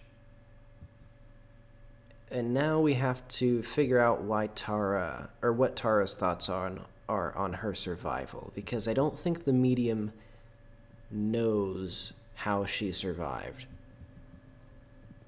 Because all she knows is Orstad's account of her getting shot in the stomach and collapsing. And then the fact that Jackie was born presumably over a decade after this happened, so clearly she must have survived and had a normal life.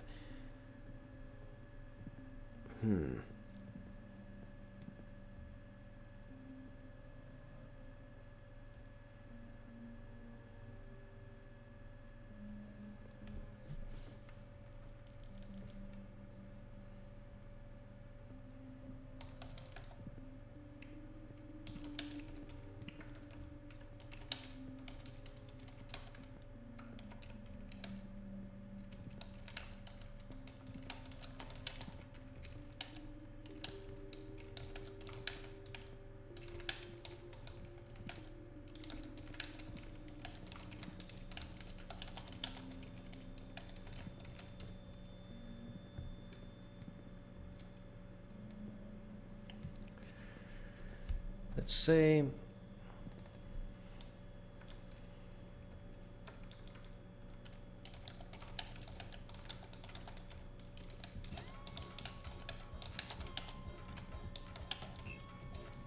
right, and Plateau Village is going to be renamed to the to North Village, I guess. My fridge is making another guest star in the stream. Let's see. Let's go to 062. The Observatory, Cliff Update Plateau Town. Name to town. More specific. And let's go to 097. The village. More specific name.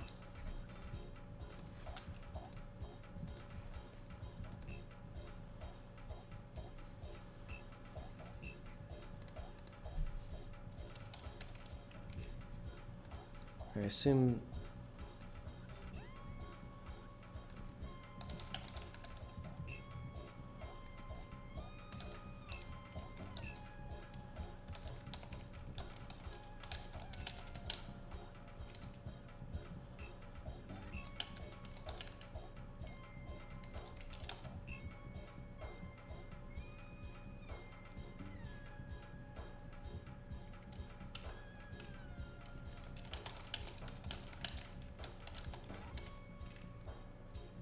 well, would the Veilers do this because they still want to make money primarily. That's like their goal here. I don't know why, I don't think they would actually kill every man of age. They would just kill all the soldiers.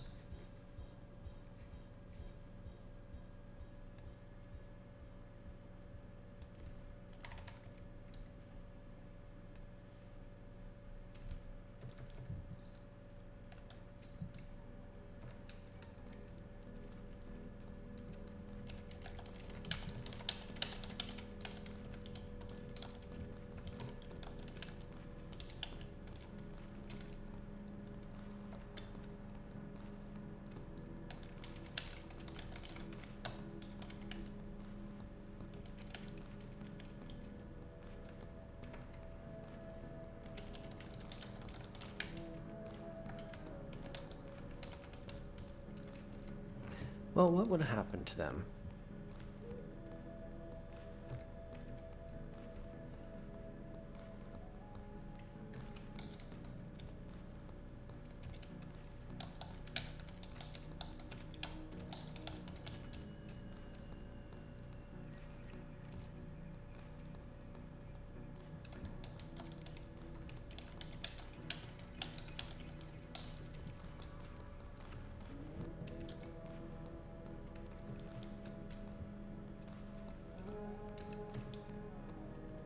See, I think Jackie's mother actually did escape, but you won't know that until later.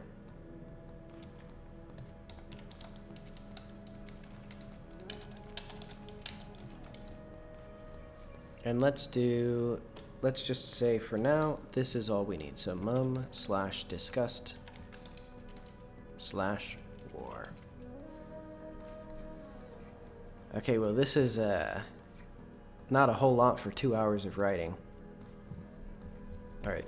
I remember before the war, the Valers were an anomaly to me. They owned the trains that delivered everything across the country, but I never saw one in person. They stayed in their isolated hamlets, sending out letters and underlings to make deals with us. There were rumors they ate Yakazi children who strayed out into their territories. I don't know if these were true.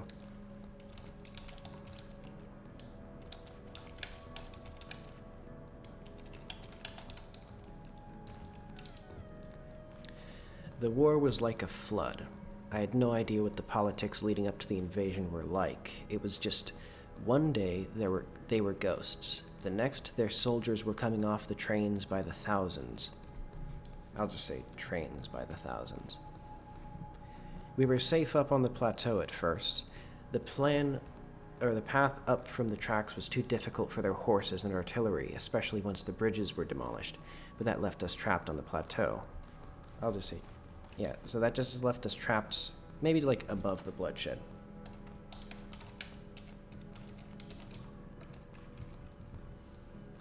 For several weeks, we just lived life like normal.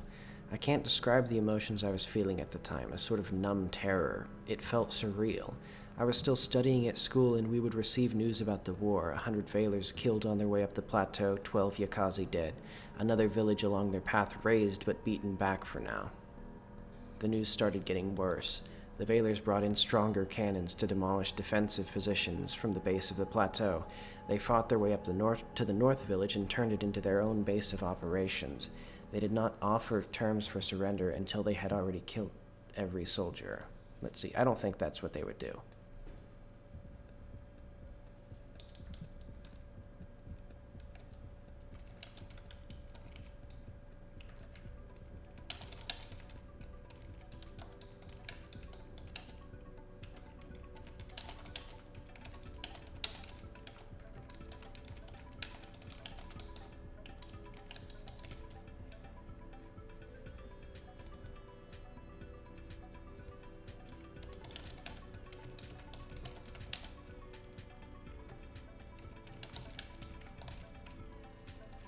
I assume they were sent to some sort of massive prison camp further, like elsewhere in the country. So basically the soldiers were all escorted, put on carts, sent off to who knows where. Everybody else was sent, like, basically put to work.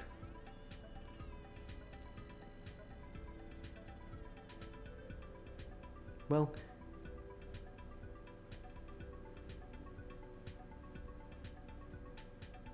okay, I guess a lot of this contradicts other people's stances on the war, which was basically that the Valers came in and got their asses kicked. But I guess it's mostly that they're people who say that in the game are basically people who are sort of buying into their own propaganda. And that in reality the Valers did lose the war and they did suffer massive losses, but they for a while they were basically dominating, and it was only after like very lengthy, I guess it'd be more like America's invasion of Afghanistan than Britain's invasion, where it was like, you know, shock and awe. Well, actually, I don't know much about America's invasion, but basically a very long, protracted war, very expensive, very time-consuming, miserable for everyone involved, except the Valers lost harder than the Americans.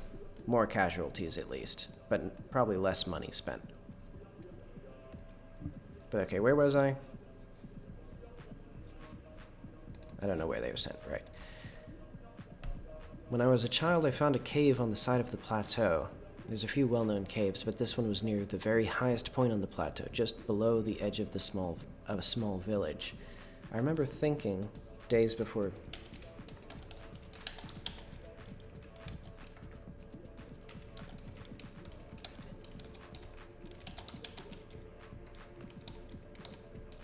Maybe we can go into that cave and come out somewhere safe. But I don't know. Many of the caves in the area were more dangerous than soldiers, and... Oh, wait. And at that... Let's see.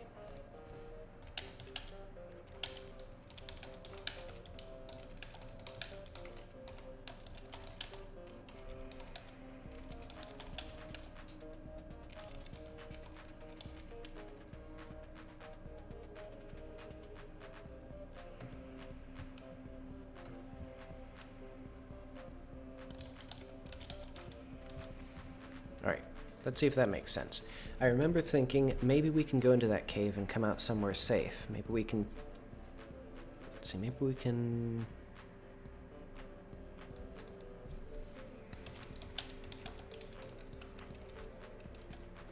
I'll sneak into the...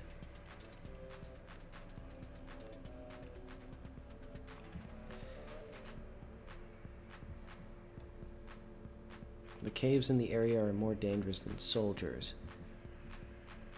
Let's say often more dangerous.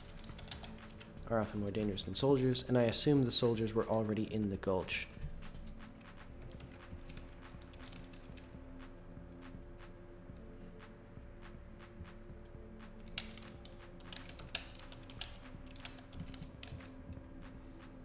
I don't think there was ever a way we could escape.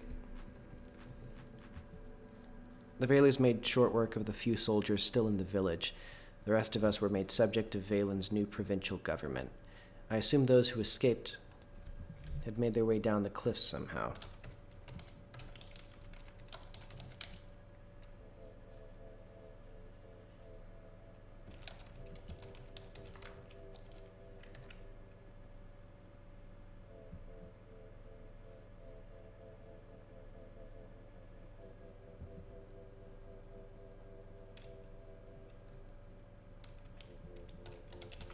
I guess they would have a parliamentary democracy, I'll say. I assume those who escaped had to brave their way down the cliffs somehow.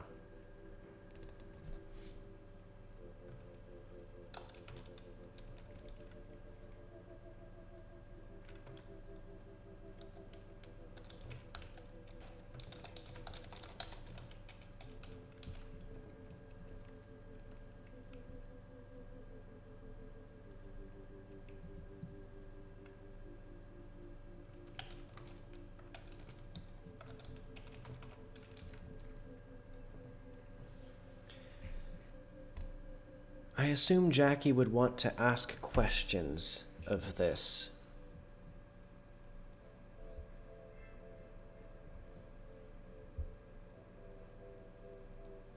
But what would she ask about? I guess, how did you survive?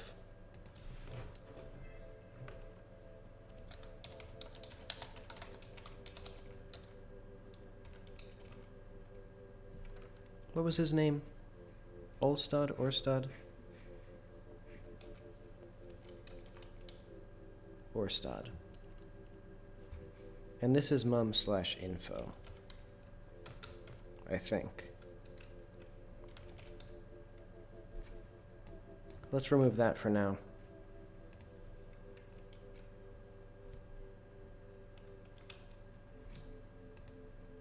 And I think here, I'm going to say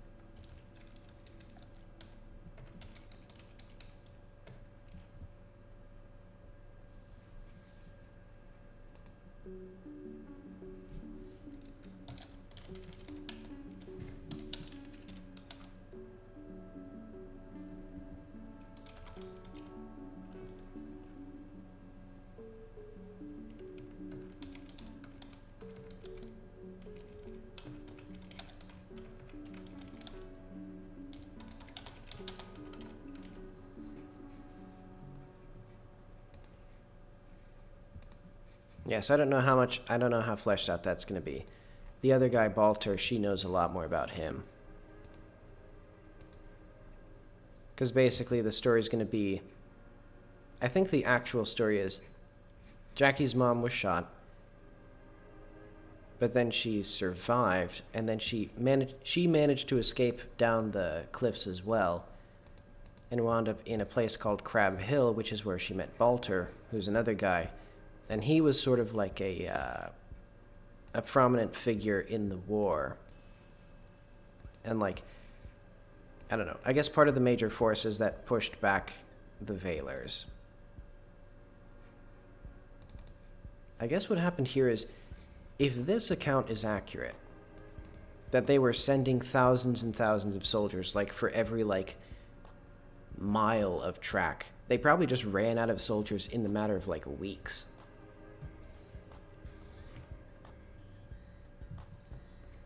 Or, like, completely exhausted their resources, thinking that it would be quick if they just, like, flooded the place. And not thinking of things like, oh, what if the Veilers use our guns and stuff like that? Or, like, what if the Veilers, like, take down guys and then use our supplies, and then we're locked in this terrible stalemate where we've basically just flooded the entire place with weapons. I don't know. I'll have to figure out exactly how they lost the war now. Let's save this. So what is this? This will be writing.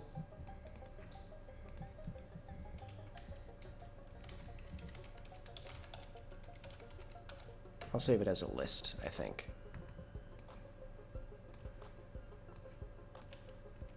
Actually, oh.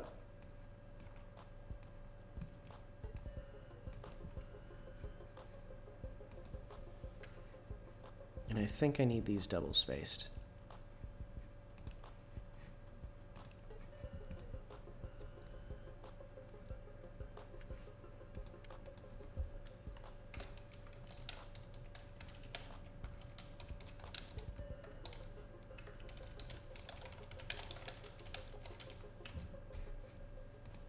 So I'll have to figure out what happens if the player can learn about the war from somebody else first. Like, because this is basically chronologically like the first piece of information you learn about Jackie's mom, because this is like weeks into the war.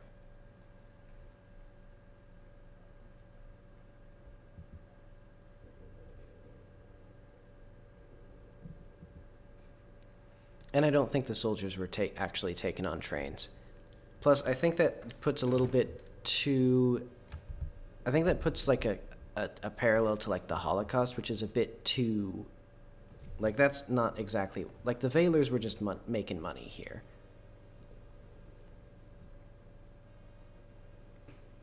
You know, they're just doing this for the vine, basically.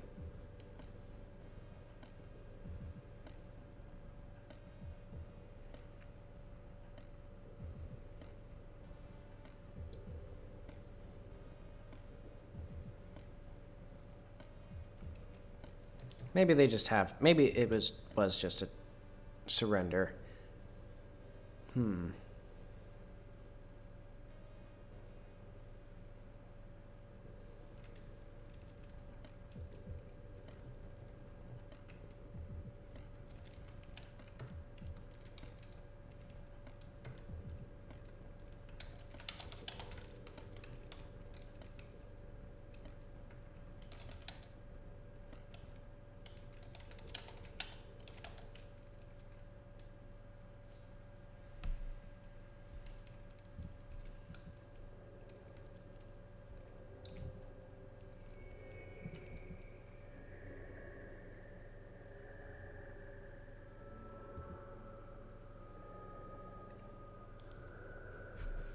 I think I should figure out, because there was a bit of tension, like, because I was basically just as a mechanism to build tension, like, uh-oh, these guys mean business, and it's gonna, you know, it's not gonna end well.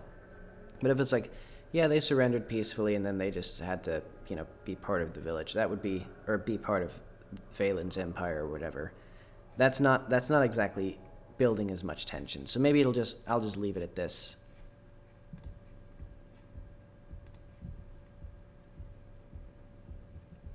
Because I think, at least in the first few weeks, really what they want is to just control this area. Like, that's already what they did with the coup. But now that the government is resisting them, then they launch a full-scale invasion.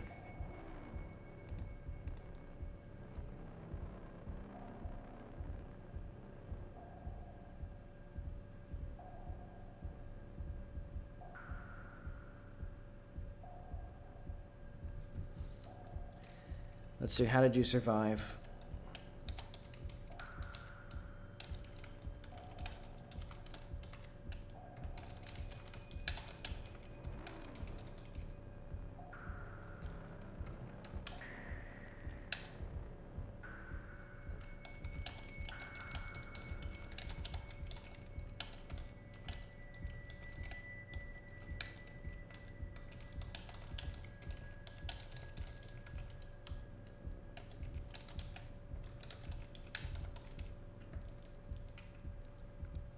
See.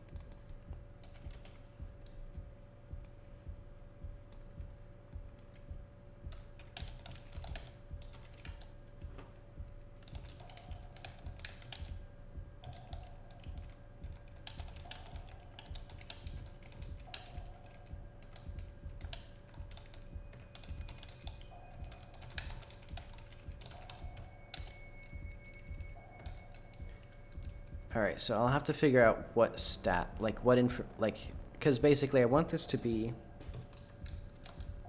something here. How did you survive?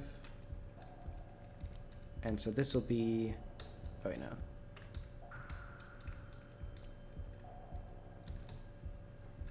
So what is this? This is mum/info/Orstad.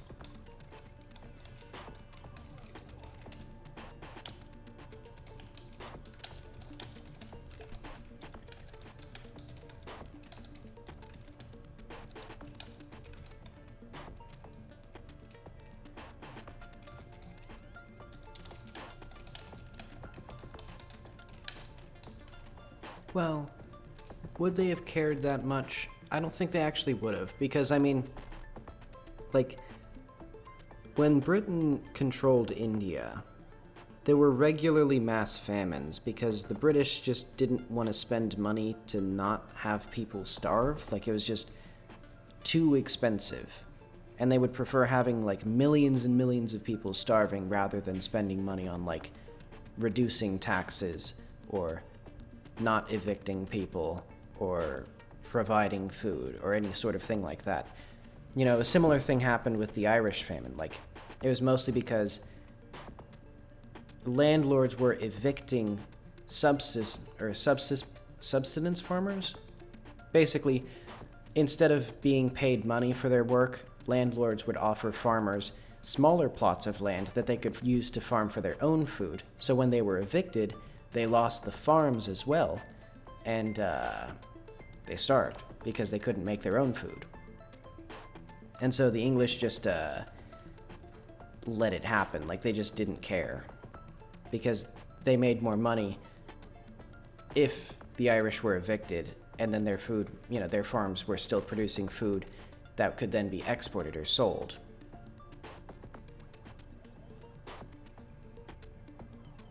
So I don't know how Tara would survive if she was shot in the stomach. Because I don't think the Valar forces would care or have the resources to treat injuries of, like, civilians.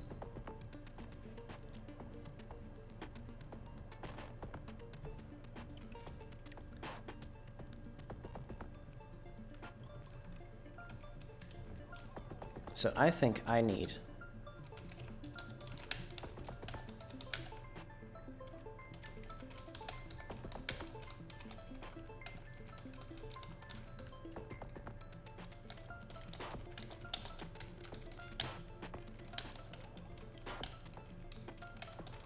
And I think...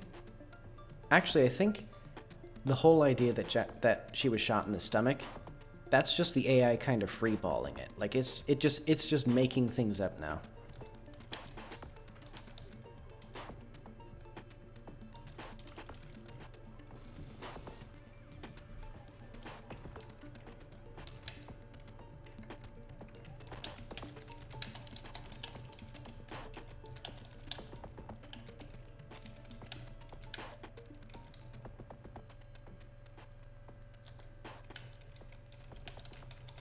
You know what, let's check.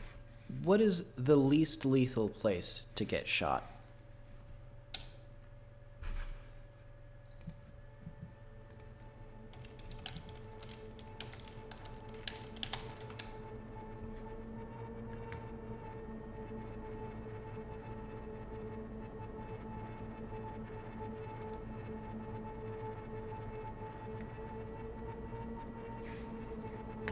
Oh, okay.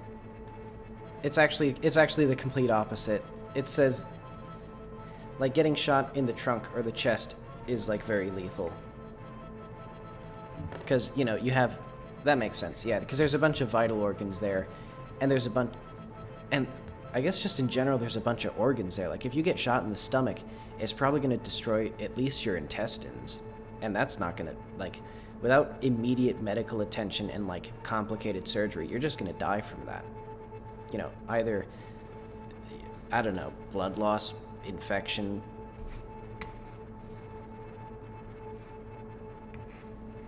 I'll just say she was, like, shot in the leg or something.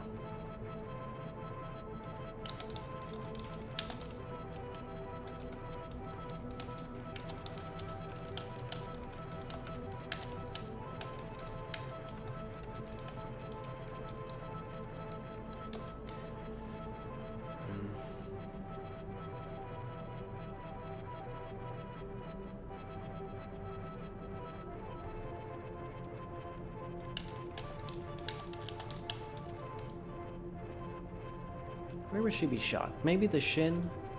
Because that would, like, really hurt, and you would definitely collapse from that. But you could probably survive if you still got at least some rudimentary medical attention, because it'd be basically like a compound fracture, or similar to that.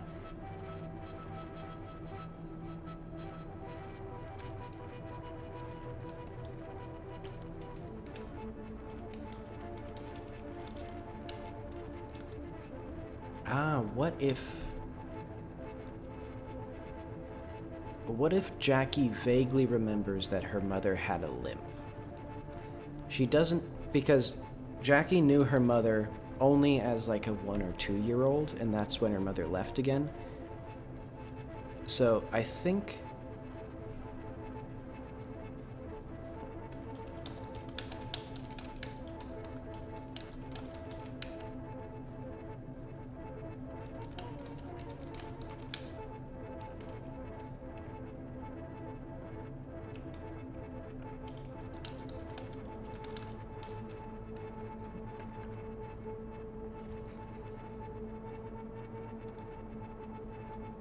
Let's see, I was just a teenage girl.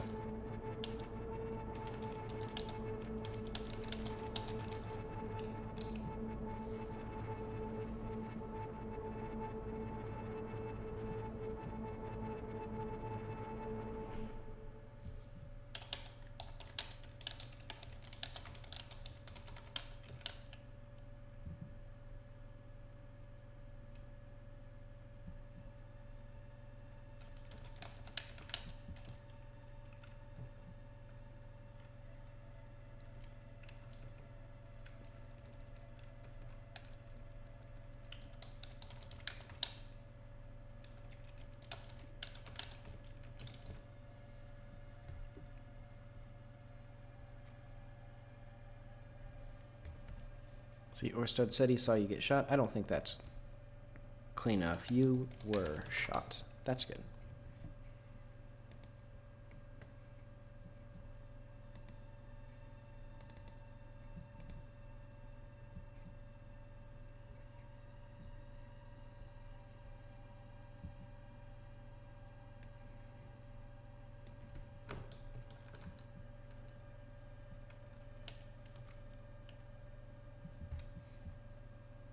You know, I don't think the player's just gonna be asked both of these, so it'll just be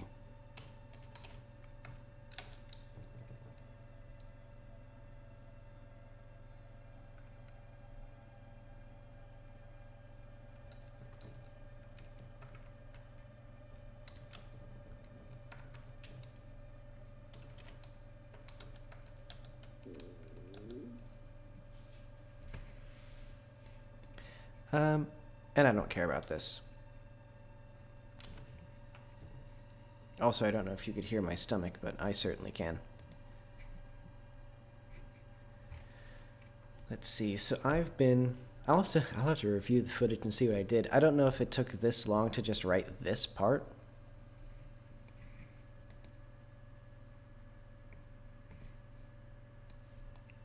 What was your experience? This is a dumb worded or stupidly worded question. So what was the war like?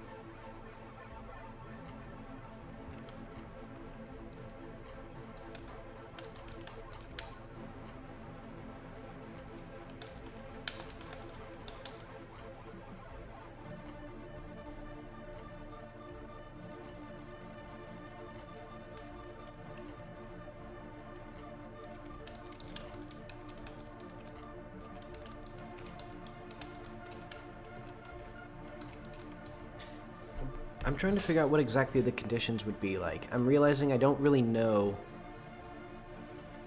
what would happen in this situation. Like, what would it be like in... I'm gonna do... Let's do, like, what would it be like?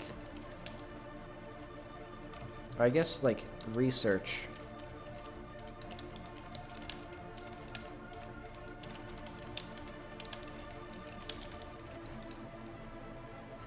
Try and treat our own wounds.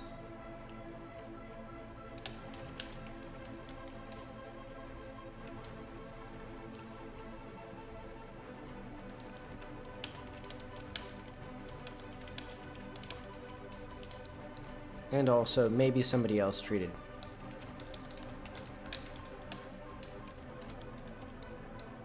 Because I don't think a 16-year-old girl would know how to treat a gunshot wound to her own shin.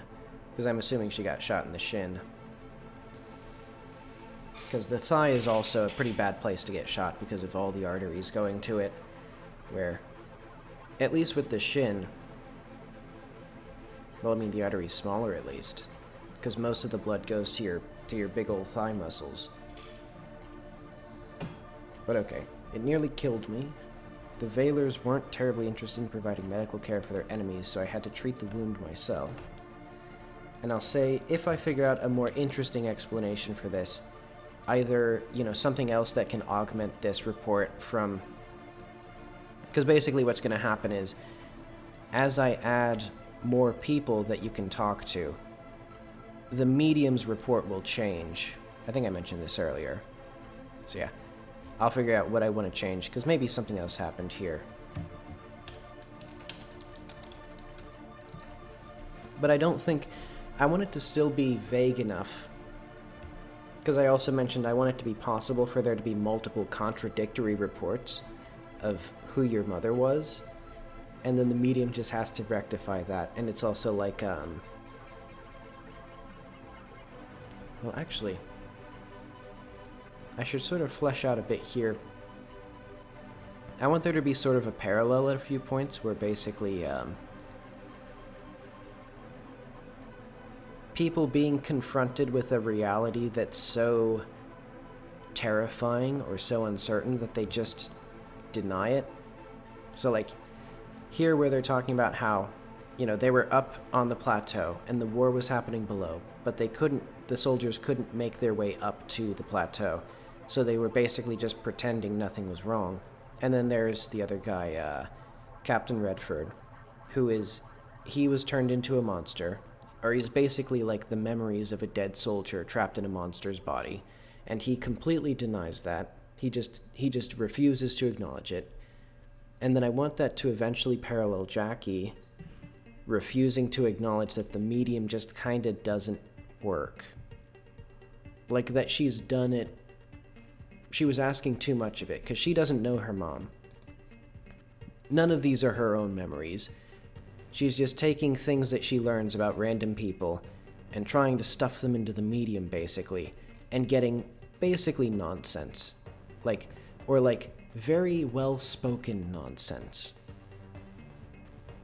It's like if you...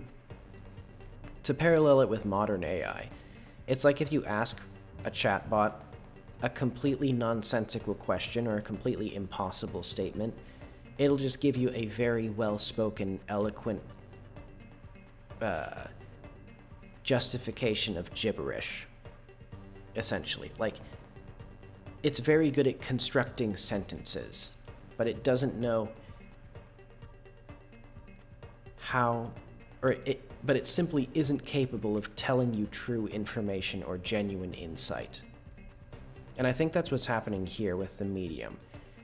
It's very powerful at creating emotional accounts and coherent people, or coherent characters, I should say. But none of this is verifiably true. This is all stuff that was taken from conjecture of conjecture, filtered through a chatbot, basically. And then it generates a coherent story that isn't true. Like, canonically, none of this is like, yeah, basically canonically, nothing that isn't like a fact that exists outside of it is actually a true thing. It's just making stuff up for you. And I think that'll be kind of what Jackie has to come to terms with by the end of the story.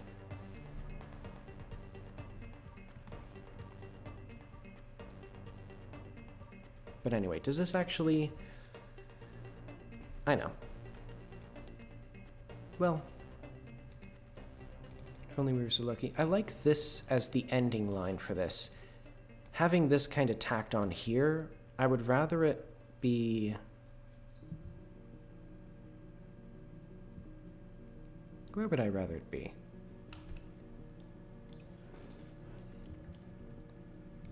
I know. And then you...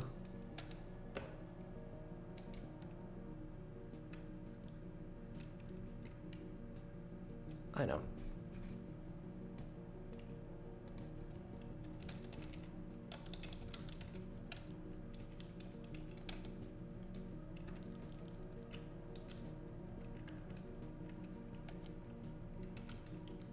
Well,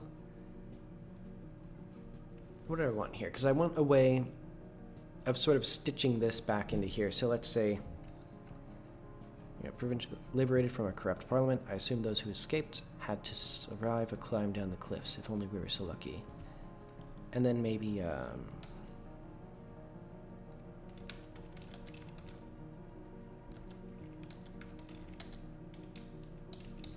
because also, if the player's talking about Orstad mentions that he escaped with his family as this was happening, or I guess shortly before. Well, no, I guess it would have. How would that have happened? I don't know how that happened.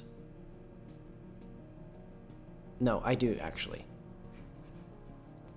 The Valers invaded the village, killed the soldiers, killed a few other people who were putting up resistance, and then, as they occupied, probably a few days later, Orstad and his family escaped. And, like, they didn't really acknowledge anything that was happening. Or I guess they didn't really keep track of who lived and who died at that point, because, if an invading force starts killing people, you don't go sniffing graves, I guess.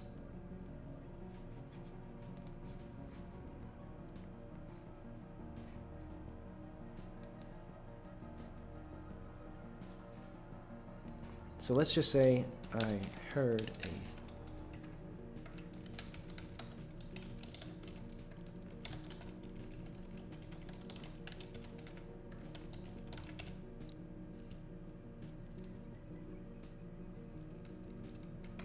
escaped the village.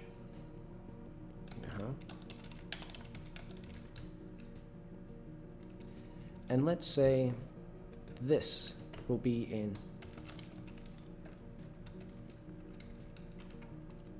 to lead more naturally into this. So basically, if you have none of this information, she says, blah, blah, blah, the Valers made short work of the few soldiers still in the village. The rest of us were made subjects of Valen's new provincial government, liberated from our corrupt parliament. I assume those who escaped had to survive a climb down the cliffs. If only we were so lucky. And then, I heard some people escape the village. Do you know how?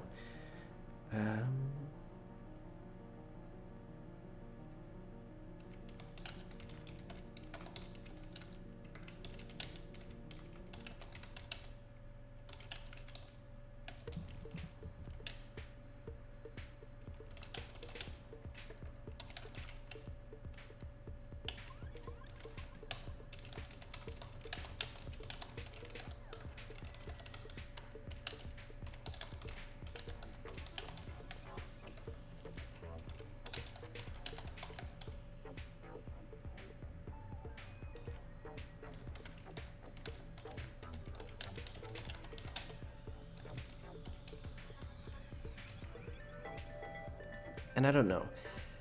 I want this to be something about bravery instead, like if only I were so brave. But, well, how does that? I don't know.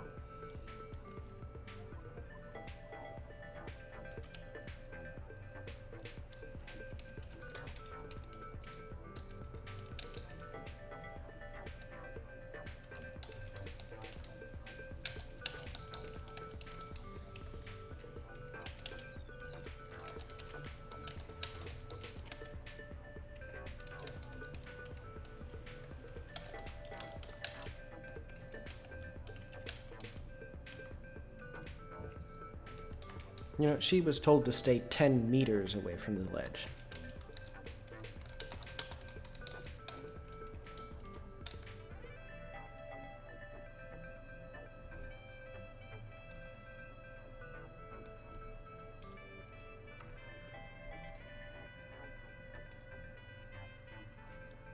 I guess the medium, with how this is written, I guess the medium really just does take massive creative liberties at this point, which is kind of interesting.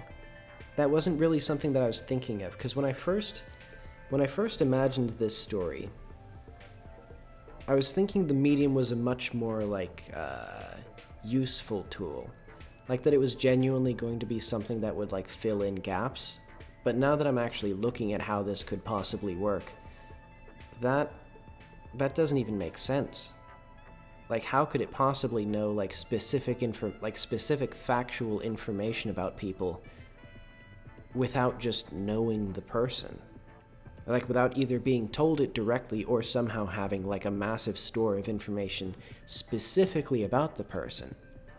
Really what it would do is what I'm sort of imagining now, which is convenient for me, because basically it means the medium just does whatever it wants. It tells the person, it essentially tells the user whatever they want to hear.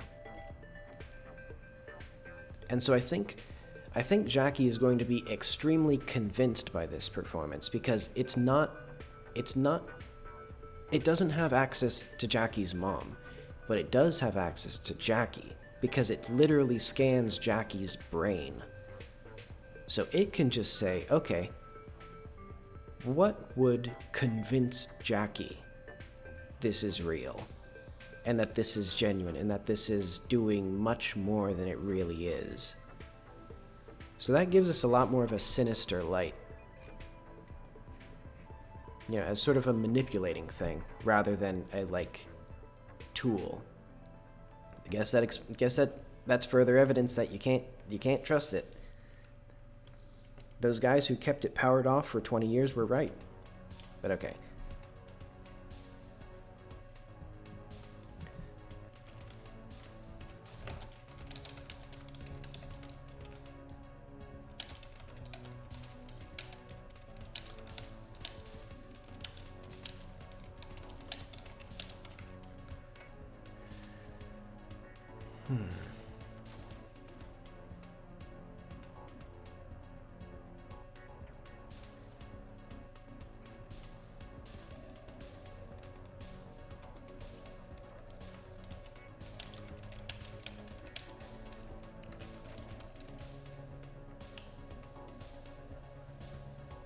Maybe not soft, maybe brittle. I like brittle there. Because soft kind of gives the vision of, like, cushions, and they're not that soft. If you fell on one, you'd die. Unless you're the main character of a video game without fall damage.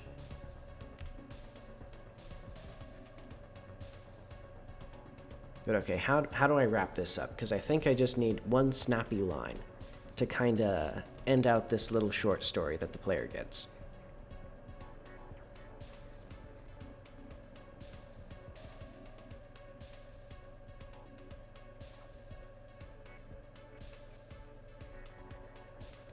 What if this is made up?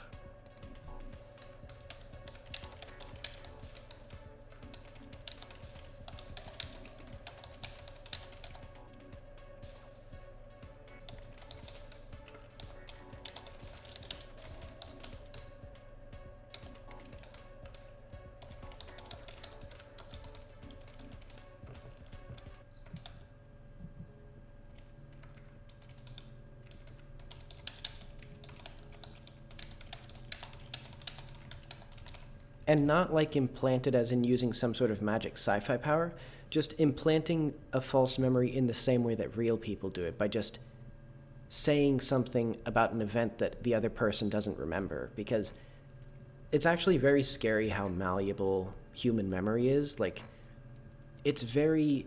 Well, one of the things is, this is kind of an interesting thing that I heard, is when people remember something, it's not like a computer where you just, like, open up the file and then you look at it and then you close it and it's exactly the same as it was, like you don't even touch it. With memories in a human mind, it's a pattern, and the way to remember changes the pattern. Like, you have to essentially bring it out and then put it back as it was. And because it's not like a solid object, it's just a pattern of neurons firing, it can change because you remembered it. So the more often you think of a memory, the less reliable it becomes. Like, so ironically, the most important memories of a person's life that they are going to repeat in their head over and over again are the memories that are the least accurate. Which I guess doesn't really apply here because this is false memories, but you can just tell somebody something happened and then they'll go, oh yeah, I remember that, and then they remember it, even though it didn't happen. So that's what's happening here. I don't even know how much of this is going to be explained in this story, but this is getting very... Is this postmodernism? Is this the first postmodern RPG?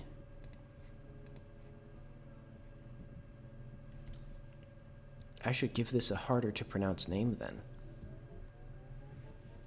But okay, it's 8 p.m. I'm gonna wrap this up.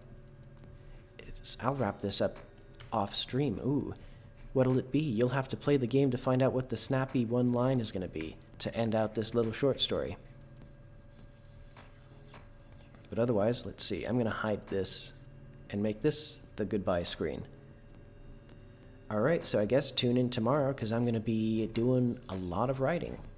If this is the speed that I'm gonna be going at. See you then.